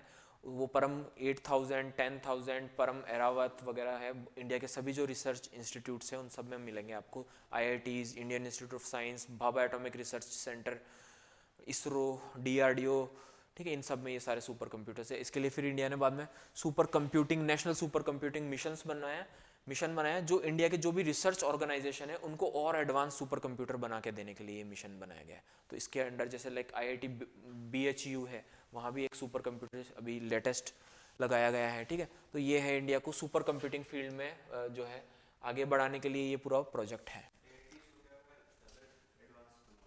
हाँ, और ज़्यादा, क्योंकि इनकी भी प्रोसेसिंग कैपेसिटीज़ फर्दर कम ज़्यादा हो सकती है ना. सारे सुपर कंप्यूटर एक जैसे नहीं होते. ठीक है. तो ये इसके एप्लीकेशंस क्या हो सकते हैं वो सारा मैंने आपको बताया कि जो भी कॉम्प्लिकेटेड साइंस फील्ड्स हैं उन सब में सुपर कंप्यूटर्स के बिना आप काम नहीं कर सकते हैं. Like climate research, large amount of data आपको जहाँ भी प्रोसेस करना पड़ रहा है वहाँ आप करेंगे. ठीक है. स्पेस स्टडी, ठीक है, एस्ट्रोफिजिक्स, मटेरियल इंजीनियरिंग, जितना आप सोच सकें, मैंने मेडिसिन डेवलपमेंट, डाटा माइनिंग, ठीक है, जियोलॉजी रिसर्च, है ना, atomic energy research, disaster simulations. ठीक है. किसमें? मेडिकल में आपको जब मेडिसिन डेवलप करनी होती है तो मॉलिक्यूलर स्ट्रक्चर को आपको एनालाइज करना पड़ता है, फिर उसको कैसे चेंज करें, कैसे मैनिपुलेट करें. तो मल्टीपल केमिकल रिएक्शंस आपको सोचनी पड़ेगी और हर केस पर आपको करना पड़ेगा. तो मैनुअली वो करना पॉसिबल नहीं है. तो हाई प्रोसेसिंग स्पीड वाले कंप्यूटर्स के थ्रू किया जाता है. और मेडिकल रिसर्च तो इतना ज़्यादा कॉम्प्लिकेटेड होता जा रहा है कि अब सुपर कंप्यूटर्स भी फेल है. अगला जो हमारा टॉपिक है, मैंने आपको जो नोट्स मैंने बनाया उसमें एग्जांपल भी इंसर्ट किया है मेडिकल के पॉइंट ऑफ व्यू से, है ना. उसमें क्या होगा कि आप ऐसे बायोमोलिक्यूल्स जो एज ए मेडिसिन या वैक्सीन आपको डिज़ाइन करने हैं, उसमें आपको इतने ज़्यादा probability combinations, permutations and combinations पर स्टडी करना पड़ता है बायोमोलिक्यूल्स के, कि यहाँ पर एक नाइट्रोजन हो जाए तो क्या होगा, एक ऑक्सीजन इधर से इधर, एक बॉन्ड इधर चेंज हो जाए तो क्या होगा. इतना ज़्यादा परम्यूटेशंस एंड कॉम्बिनेशंस उसमें होते हैं कॉम्प्लिकेटेड कि सुपर कंप्यूटर भी हैंग हो जाते हैं, फेल हो जाते हैं उस कैलकुलेशन को या तो कैरी ऑन करने में, या इतना स्लो करते हैं कि वो कैलकुलेशन आपका वर्क करना पॉसिबल ही नहीं हो पाता है. तो वहाँ पर फिर आपके लिए कॉन्सेप्ट आएगा क्वांटम कंप्यूटिंग का. कि अब वो, और तो उसमें वो एग्जांपल मैंने कोइंसिडेंस ऐसा कि मेडिकल का इंसर्ट किया है ना. So these are the applications of super computers. Next one is quantum computing. Yes, इसकी प्रोसेसिंग स्पीड जो है वो सुपर कंप्यूटर से ज़्यादा होगी. ठीक है, डेफिनेटली प्रोसेसिंग स्पीड ही तो होती है. तो सुपर कंप्यूटर के अंदर जैसे वो आप बता रहे हो कि मॉलिक्यूलर स्ट्रक्चर चेंज हो रहा है, तो उसमें सुपर कंप्यूटर सही है ना, चल रहा है. लेकिन ज़्यादा कॉम्प्लिकेटेड कैलकुलेशंस आप जब आप करने लगेंगे ना, तो सुपर कंप्यूटर भी उसको करने में कैपेबल नहीं होगा. अब थोड़ा सा क्वांटम कंप्यूटर पे बात करते हैं. थोड़ा सा कॉम्प्लिकेशन होगा but not to worry. Simple life examples से हम इसको समझने का कोशिश करेंगे, है ना. बुक्स में आप देखेंगे ना, पढ़ने बैठेंगे तो बहुत हो जाएगा. मीन्स क्वांटम कंप्यूटिंग पढ़ने से पहले भी और पढ़ने के बाद भी ऐसे ही रहेंगे, है ना. मेरे साथ ऐसा ही हुआ था बट कोशिश करता हूँ कि आपके साथ नहीं हो. What is quantum computing? क्या है क्वांटम कंप्यूटिंग? कभी सुना है ये वर्ड आपने? करें, बताएं, डिफाइन करें. हाँ, क्वांटम फिजिक्स बताइए क्या है. वैसे सुना ही है बस. Yes yes yes yes, quantum physics आपने वर्ड सुना है. तो फिजिक्स, जो फिजिक्स हम देख रहे हैं, जैसे मैं खड़ा हूं, मैं चल रहा हूं तो ग्रेविटेशनल फोर्स आ रहा है मुझ पे, फ्रिक्शनल फोर्स भी होगा यहाँ पे. This is called classical physics. Suppose मैं एक बॉल अपने हाथ में लेता हूँ और मैं उसको उछालता हूँ, देन मैं उसको कैच कर लेता हूँ, उछालता हूँ, कैच कर लेता हूँ. हर बार मुझे बॉल देखनी पड़ रही है, लेकिन मैं बचपन से ये काम कर रहा हूँ, है ना. पहली बार जब मैंने बॉल उछाल करके कैच किया होगा तो मैंने थोड़ा ध्यान दिया होगा, फिर रोज़ खेलता था. अब अगर मैं करता हूँ, जैसे मैं अपने बेटे के साथ भी खेलता हूँ, तो मैं बॉल की तरफ देखता भी नहीं हूँ, जस्ट उछालता हूँ और बातें करते करते या टीवी देखते देखते कई बार कैच कर लेता हूँ. सो इन क्लासिकल फिजिक्स, या आप बाइक चला रहे हैं, तो क्लासिकल फिजिक्स एटमॉस्फेयर में आप बाइक चला रहे हैं, तो क्या आप ध्यान रखते हैं बाइक का या कार का? जब चीज़ें आप इतनी ज़्यादा एक्सपीरियंस कर लेते हैं तो आप चीज़ों को प्रिडिक्ट कर पा रहे हैं कि मैं इतना स्टीयरिंग को या हैंडल को रोटेट करूंगा तो इतना मुझे मिल जाएगा. तो हम अपना डेली एक्सपीरियंस से हम चीज़ों को प्रिडिक्ट कर सकते हैं. लेकिन मैं जब इस तरफ हुआ तो आपने प्रिडिक्ट कर लिया कि मैं यहाँ आने वाला हूँ. ठीक है, मैं इस तरफ चलूंगा तो हम चीज़ों को प्रिडिक्ट, मैं बॉल को फेंकूंगा तो मैं प्रिडिक्ट कर सकूंगा कि वो वहाँ जा रही है. ठीक है, यही होता है. दिस इज क्लासिकल फिजिक्स या क्लासिकल मैकेनिक्स में होता है कि हम चीज़ों की पोजीशन को प्रिडिक्ट कर सकते हैं, जान सकते हैं कि चीज़ कहाँ मौजूद है, कोई भी ऑब्जेक्ट है वो कहाँ मौजूद है. बट इन क्वांटम रियल्म या क्वांटम फिजिक्स की अगर बात करें तो यहाँ पर एटॉमिक और सब एटॉमिक लेवल पर कोई भी ऑब्जेक्ट है, उसकी पोजीशंस, उसकी मूवमेंट को प्रिडिक्ट करना ऑलमोस्ट इम्पॉसिबल होता है. वो एक ही मोमेंट पर मल्टीपल जगह पर हो सकता है. हाँ, क्लासिकल में हम कर सकते हैं कि वो यहाँ है ना. चीज़ें इतनी बड़े लेवल पर हम देख सकते हैं अपनी आंखों से कि कौन सी चीज़ कहाँ है. बट क्वांटम लेवल पर जहाँ पर एटॉमिक और सब एटॉमिक लेवल होता है, वहाँ पर चीज़ों की एग्जैक्ट पोजीशन नहीं होती है. वो एक ही टाइम पर एक से ज़्यादा जगहों पर मौजूद हो सकता है या नहीं हो सकता है. देखिए कैसे समझें इसको, अजीब सा है. लेकिन मैं इस फैन को चला देता हूँ तो ये फैन तेजी से घूमेगा, तो आप एक मोमेंट पे बता सकते हैं कि इसका एक विंग कहाँ होगा. हालांकि फैन में हम बता सकते हैं अगर आपके पास हाई स्पीड कैमराज हो तो, है ना. बट एक बार के लिए मान लेते हैं कि हाई स्पीड कैमरा नाम की कोई चीज़ है ही नहीं हमारे पास, इस दुनिया में ही नहीं है. सो क्या आप इस तेजी से घूमते हुए फैन में आप बता सकते हैं कि कौन सा विंग कहाँ होगा? यानी विंग एक पर्टिकुलर सेकंड में, यानी अगर वो सेकंड में 10 राउंड लगा रहा है तो एक सेकंड में अगर मैं उसकी पोजीशन बताने की कोशिश करूँ तो उसकी पोजीशन निकलेगी 10 पोजीशन निकलेगी. वो यहाँ भी हो सकता है, यहाँ भी. समझने का कोशिश कीजिएगा कि ये फैन है तो विंग एक सेकंड में 10 राउंड लगा रहा है, तो उसकी 10 पोजीशन है चारों तरफ. तो मैं कह सकता हूं कि सेकंड 1 में इसकी पोजीशन क्या होगी. तो आप क्या जवाब देंगे? 1 2 3 4 5 6 7 8 9 10 पॉइंट इसकी पोजीशन है ना। तो ये तो फैन के घूमने का एग्जांपल हुआ, तो आपने देख लिया। लेकिन अगर मैं सेकंड के को भी फ्रैक्शंस में बांटूं, है ना, एक सेकंड को 10 पार्ट्स में बांट देता हूं और मेरे पास एक हाई रेजोल्यूशन कैमरा है, तो अगर मैं बोलूं कि इस मोमेंट पर, सेकंड के इस मोमेंट पर ये फैन का विंग कहाँ है, तो आप बता पाएंगे? एग्जैक्टली लोकेट कर देंगे, 0.3 पर है वो। क्यों? क्योंकि आपके पास हाई रेजोल्यूशन कैमराज में देखने की कैपेसिटी है, सो आप इजीली उसको कर सकते हैं। बट सपोज कि ये एक एटम है और ये इसका न्यूक्लियस है और इसके चारों तरफ एक ऑर्बिट है और इसमें एक इलेक्ट्रॉन जो इसका रिवॉल्व कर रहा है। अब बताइए क्या इलेक्ट्रॉन इतना स्लो रिवॉल्व करता है? ना तो ये इतना स्पेस है, तो वास्तव में जब वो इलेक्ट्रॉन रिवॉल्व कर रहा है इसके चारों तरफ, तो इतना हाई स्पीड से कर रहा है कि एग्जैक्टली इस इलेक्ट्रॉन की अगर मैं पोजीशन बताना चाहूं तो उसकी पोजीशन उस पर्टिकुलर मोमेंट में बहुत सारी है, पूरा ऑर्बिट ही उसकी पोजीशन है। सो जब हम क्वांटम लेवल पर जाते हैं, या दूसरे शब्दों में कहूं तो जब हम एटॉमिक एंड सब एटॉमिक लेवल पर जाते हैं, तो है ना कॉम्प्लिकेशन बढ़ेगा अभी आपके ऊपर, तो थोड़ा सा अलर्ट होके बैठिएगा।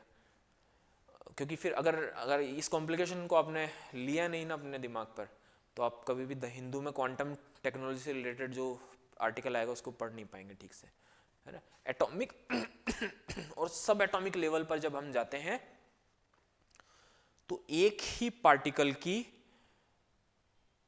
एक से ज्यादा पोजीशन हो सकती है, और इसी को कहते हैं सुपरपोजिशन। यानी अगर मैं उसकी पोजीशन पूछूं कि इस इलेक्ट्रॉन की पोजीशन क्या है, तो आप कॉम्बिनेशन ऑफ पोजीशंस बता देते हैं कि 0.1 to 100 तक इसकी पोजीशन है। तो आपने कॉम्बिनेशन ऑफ पोजीशंस बता दिया। किसी की पोजीशन जब आपसे पूछी जाए तो position can be the combination of all possible positions. This is called the phenomena of superposition. आपको डिफाइन करना होगा सुपरपोजिशन क्या है, तो ये है।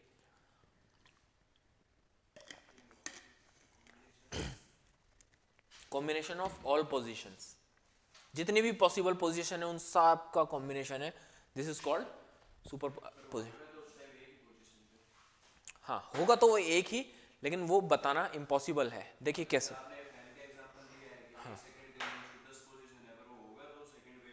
हाँ लेकिन इलेक्ट्रॉन के केस में वो बताना इम्पॉसिबल है, ऑलमोस्ट इम्पॉसिबल है, क्योंकि इलेक्ट्रॉन अभी पार्टिकल है, लेकिन जब वो मूव करना शुरू करेगा बहुत हाई स्पीड से, तो वो पार्टिकल नहीं रह जाएगा, फिर वो वेव बन जाएगा।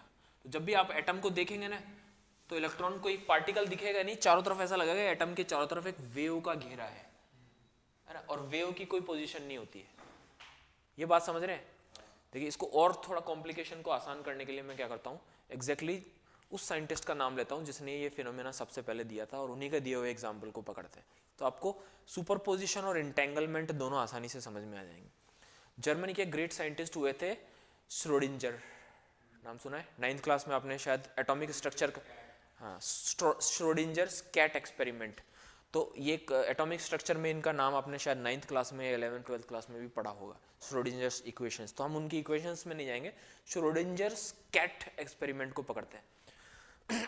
श्रोडिंजर्स कैट एक्सपेरिमेंट क्या था कि जो साइंटिस्ट थे श्रोडिंजर, उन्होंने एक कैट को बॉक्स में बंद किया, ठीक है, और उसके साथ एक पॉइजनस फूड रख दिया या बॉम्ब रख दिया। फूड रख देते, बॉम्ब थोड़ा सा ठीक नहीं लगेगा, पॉइजनस फूड रख दिया और बॉक्स को बंद कर दिया।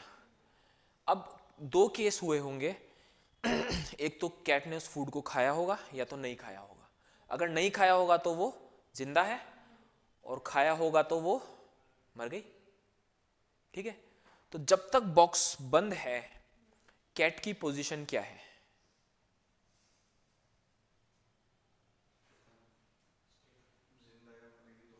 हाँ, या तो वो डेड है या तो वो अलाइव है, एंड दिस इज सुपरपोजिशन। यहाँ लिख देता हूँ, डेड है या फिर वो अलाइव है।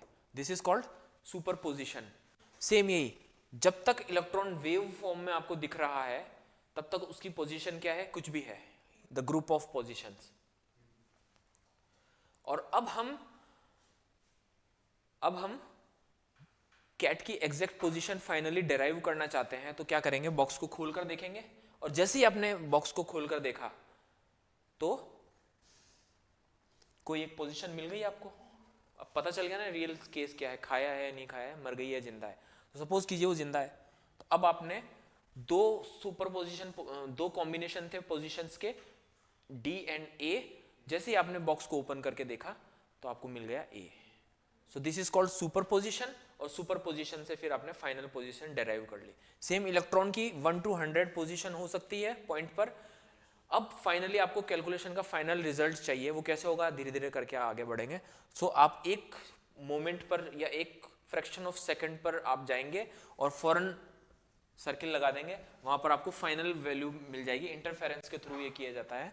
फाइनल वैल्यू मिल गई सपोज 10th पोजीशन पर इलेक्ट्रॉन है, तो आपकी फाइनल वैल्यू डेराइव हो गई। ठीक है, अब इसका फायदा क्या हो रहा है, और इस पूरे फिनोमेना को क्या कहते हैं, सुपरपोजिशन कहते हैं। सुपरपोजिशन मींस फाइनली आपकी जब आपका एल्गोरिदम रन कर रहा है तो वो क्या कर रहा है, सभी पॉसिबल पोजीशंस को एक साथ लेकर के कैलकुलेशन कर रहा है। और फाइनली जब रिजल्ट आएगा तो फिर उनमें से कोई एक पोजीशन आ जाएगी और आपका रिजल्ट आ जाएगा। इसका बेनिफिट क्या है, देखिए कैसे जो ऑर्डिनरी डिजिटल कंप्यूटर जब ये सब काम कर रहे थे तो फिर हमें क्वांटम की जरूरत क्यों पड़ी, सभी पोजीशंस को एक साथ रखने की जरूरत क्यों पड़ी। सपोज आपका एक सुपर कंप्यूटर है, आपने उसको एक टास्क दिया, बहुत सारे टास्क हो सकते हैं। सुपर कंप्यूटर को जब को बनाया ही कॉम्प्लेक्स कैलकुलेशंस के लिए, complex mathematical equations, data analysis के लिए बनाया गया है। ठीक है, कॉम्प्लेक्स के लिए। सो सुपर कंप्यूटर आज तक वो कर भी रहा है सक्सेसफुली, लेकिन अब कॉम्प्लेक्सिटी कंटिन्यूअसली बढ़ रही है। सपोज आपने सुपर कंप्यूटर्स को डिजाइन किया तो कुछ जलने का स्मेल आ रहा है,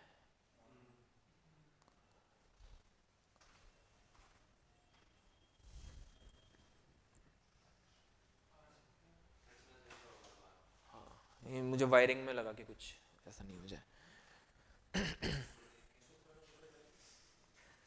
तो सुपर कंप्यूटर को जो डिजाइन करने के लिए आपने बनाया था अब तक, स्पेस रिसर्च के लिए, एटॉमिक एनर्जी रिसर्च के लिए, डिफेंस रिसर्च के लिए, वो काम सक्सेसफुली कर रहा है। लेकिन अब कॉम्प्लेक्सिटी बढ़ रही है। क्यों? क्योंकि हम रह रहे हैं the era of 4th industrial revolution.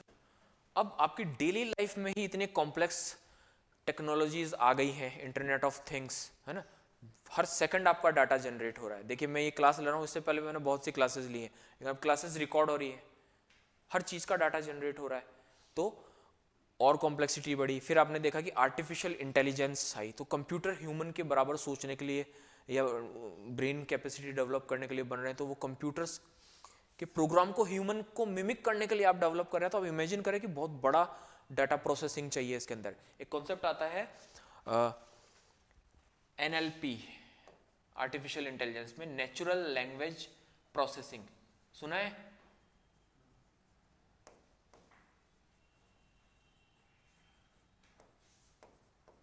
Natural language processing का कॉन्सेप्ट है। और एक है LLP, लार्ज लैंग्वेज प्रोसेसिंग। देखिए नेचुरल लैंग्वेज प्रोसेसिंग में क्या होता है कि आप कंप्यूटर को प्रोग्राम करते हैं ह्यूमन लैंग्वेज को समझने के लिए। वो ह्यूमन लैंग्वेज उसके सिंटेक्स को समझ रहा है, मैं हिंदी बोल रहा हूं तो वो हिंदी को समझने के लिए प्रोग्राम किया जा रहा है। वो प्रोग्राम क्या है, किस लिए डेवलप हो रहा है, समझने के लिए। और LLP में क्या होता है कि आप लार्ज सेट ऑफ डाटा उसको दे दो ह्यूमन लैंग्वेज का, कोई पर्टिकुलर लैंग्वेज का, इंग्लिश, हिंदी, कन्नड़, तेलुगु, व्हाटएवर, उसको वो समझेगा एंड देन फिर उस बेसिस पर डाटा जनरेट करेगा। जनरेटिव आर्टिफिशियल इंटेलिजेंस का कॉन्सेप्ट हमने पढ़ा था। तो आपने ह्यूमन का पूरा लैंग्वेज देख लिया कंप्यूटर ने, एंड देन फिर वो परफेक्ट सिंटेक्स आपको दे रहा है।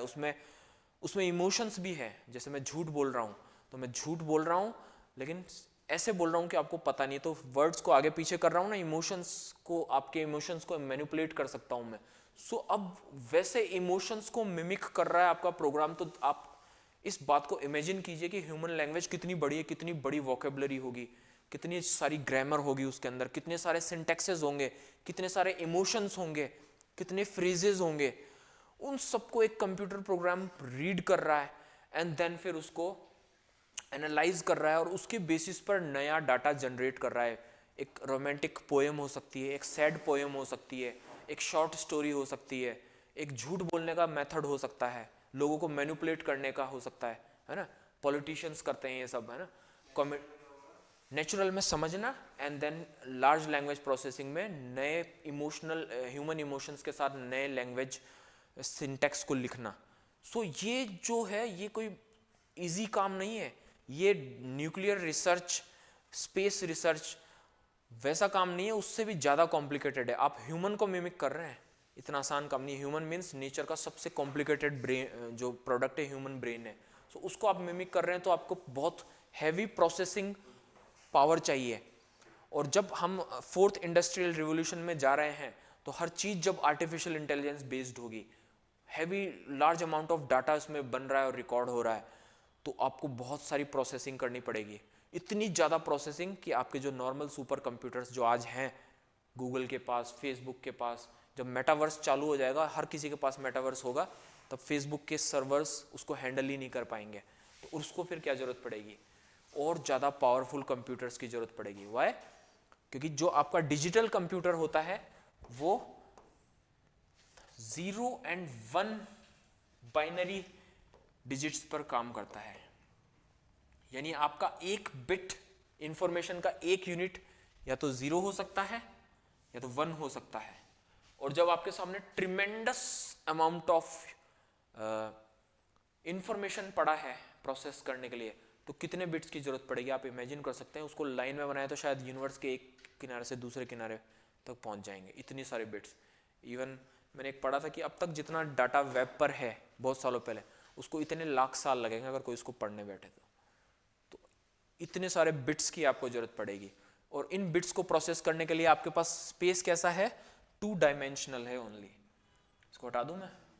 2 डायमेंशनल मीन्स आपका जो डिजिटल कंप्यूटर है वो 2 डायमेंशन में काम कर सकता है, 0 और 1, 2D computational space, 2D computational space में काम करता है आपका डिजिटल कंप्यूटर। लेकिन जब आप कॉम्प्लेक्स कैलकुलेशंस में जाते हैं, लाइक NLP एंड LLP में, या आपने एक बायोमोलिक्यूल है उससे आप वैक्सीन डेवलप कर रहे हैं, उसका स्ट्रक्चर आपने देखा, एंड देन फिर हमारा सुपर कंप्यूटर उसके सारे कॉम्बिनेशन सोच रहा है ना, उनको प्रोसेस कर रहा है। Hundreds of means millions of combination possible है, हर कॉम्बिनेशन से कुछ रिजल्ट्स आ रहे हैं। उन सबको आप जैसे जैसे आपका सुपर कंप्यूटर प्रोसेस करेगा वो हैंग हो जाएगा, या तो प्रोसेसिंग इतनी स्लो करेगा कि आपके रिसर्च का कुछ इकोनॉमिक फिजिबिलिटी रहेगी ही नहीं, या तो फिर वो हैंग हो जाएगा, वहीं स्टॉप हो जाएगा, वो प्रोसेस कर ही नहीं पाएगा। बाइनरी आपके जो नॉर्मल कंप्यूटर्स हैं, सुपर कंप्यूटर्स, यानी आपका मोबाइल फोन से सुपर कंप्यूटर तक सब 2 डायमेंशनल कंप्यूटेशनल स्पेस में चलते हैं, मींस 0 और 1 में चलते हैं। ठीक है, ये बात आप समझ पा रहे हैं क्या? बाइनरी डिजिट्स 0 और 1 में चलती है, ये बात आप समझ पा रहे हैं क्या? अगर नहीं समझ पा रहे तो रुक जाइए, टेक अ ब्रेक, मैं रिपीट कर दूंगा, बट आप समझ लीजिए, क्योंकि कोई बुक मार्केट में ऐसी है ही नहीं जो इस चीज़ को, इस फिनोमेना को इजी लैंग्वेज में समझा दे। और आप नेट पे सर्च करेंगे तो इतने रिसर्च पेपर्स होंगे कि आप पढ़ते पढ़ते 2-3 दिन या हफ्ता 10 दिन कितना भी लग जाएगा, क्योंकि मैं आपको सिंपल लैंग्वेज में समझा रहा हूँ ये सारे रिसर्च पेपर्स पढ़ लेने के बाद। सो अब इस चीज़ को इमेजिन कर पा रहे हैं, 2 डायमेंशनल कंप्यूटेशनल स्पेस को इमेजिन कर पा रहे हैं जो हमारे डिजिटल कंप्यूटर्स का है, और उसकी क्या प्रॉब्लम्स है वो इमेजिन कर पा रहे हैं। 2 डायमेंशनल कंप्यूटेशनल स्पेस समझ में आ गया? फिर से बता देता हूं, हमारे डिजिटल कंप्यूटर 0 और 1 बाइनरी डिजिट पर काम कर सकते हैं, यानी एक इंफॉर्मेशन यूनिट या तो 0 हो सकती है या तो 1 हो सकती है। तो अगर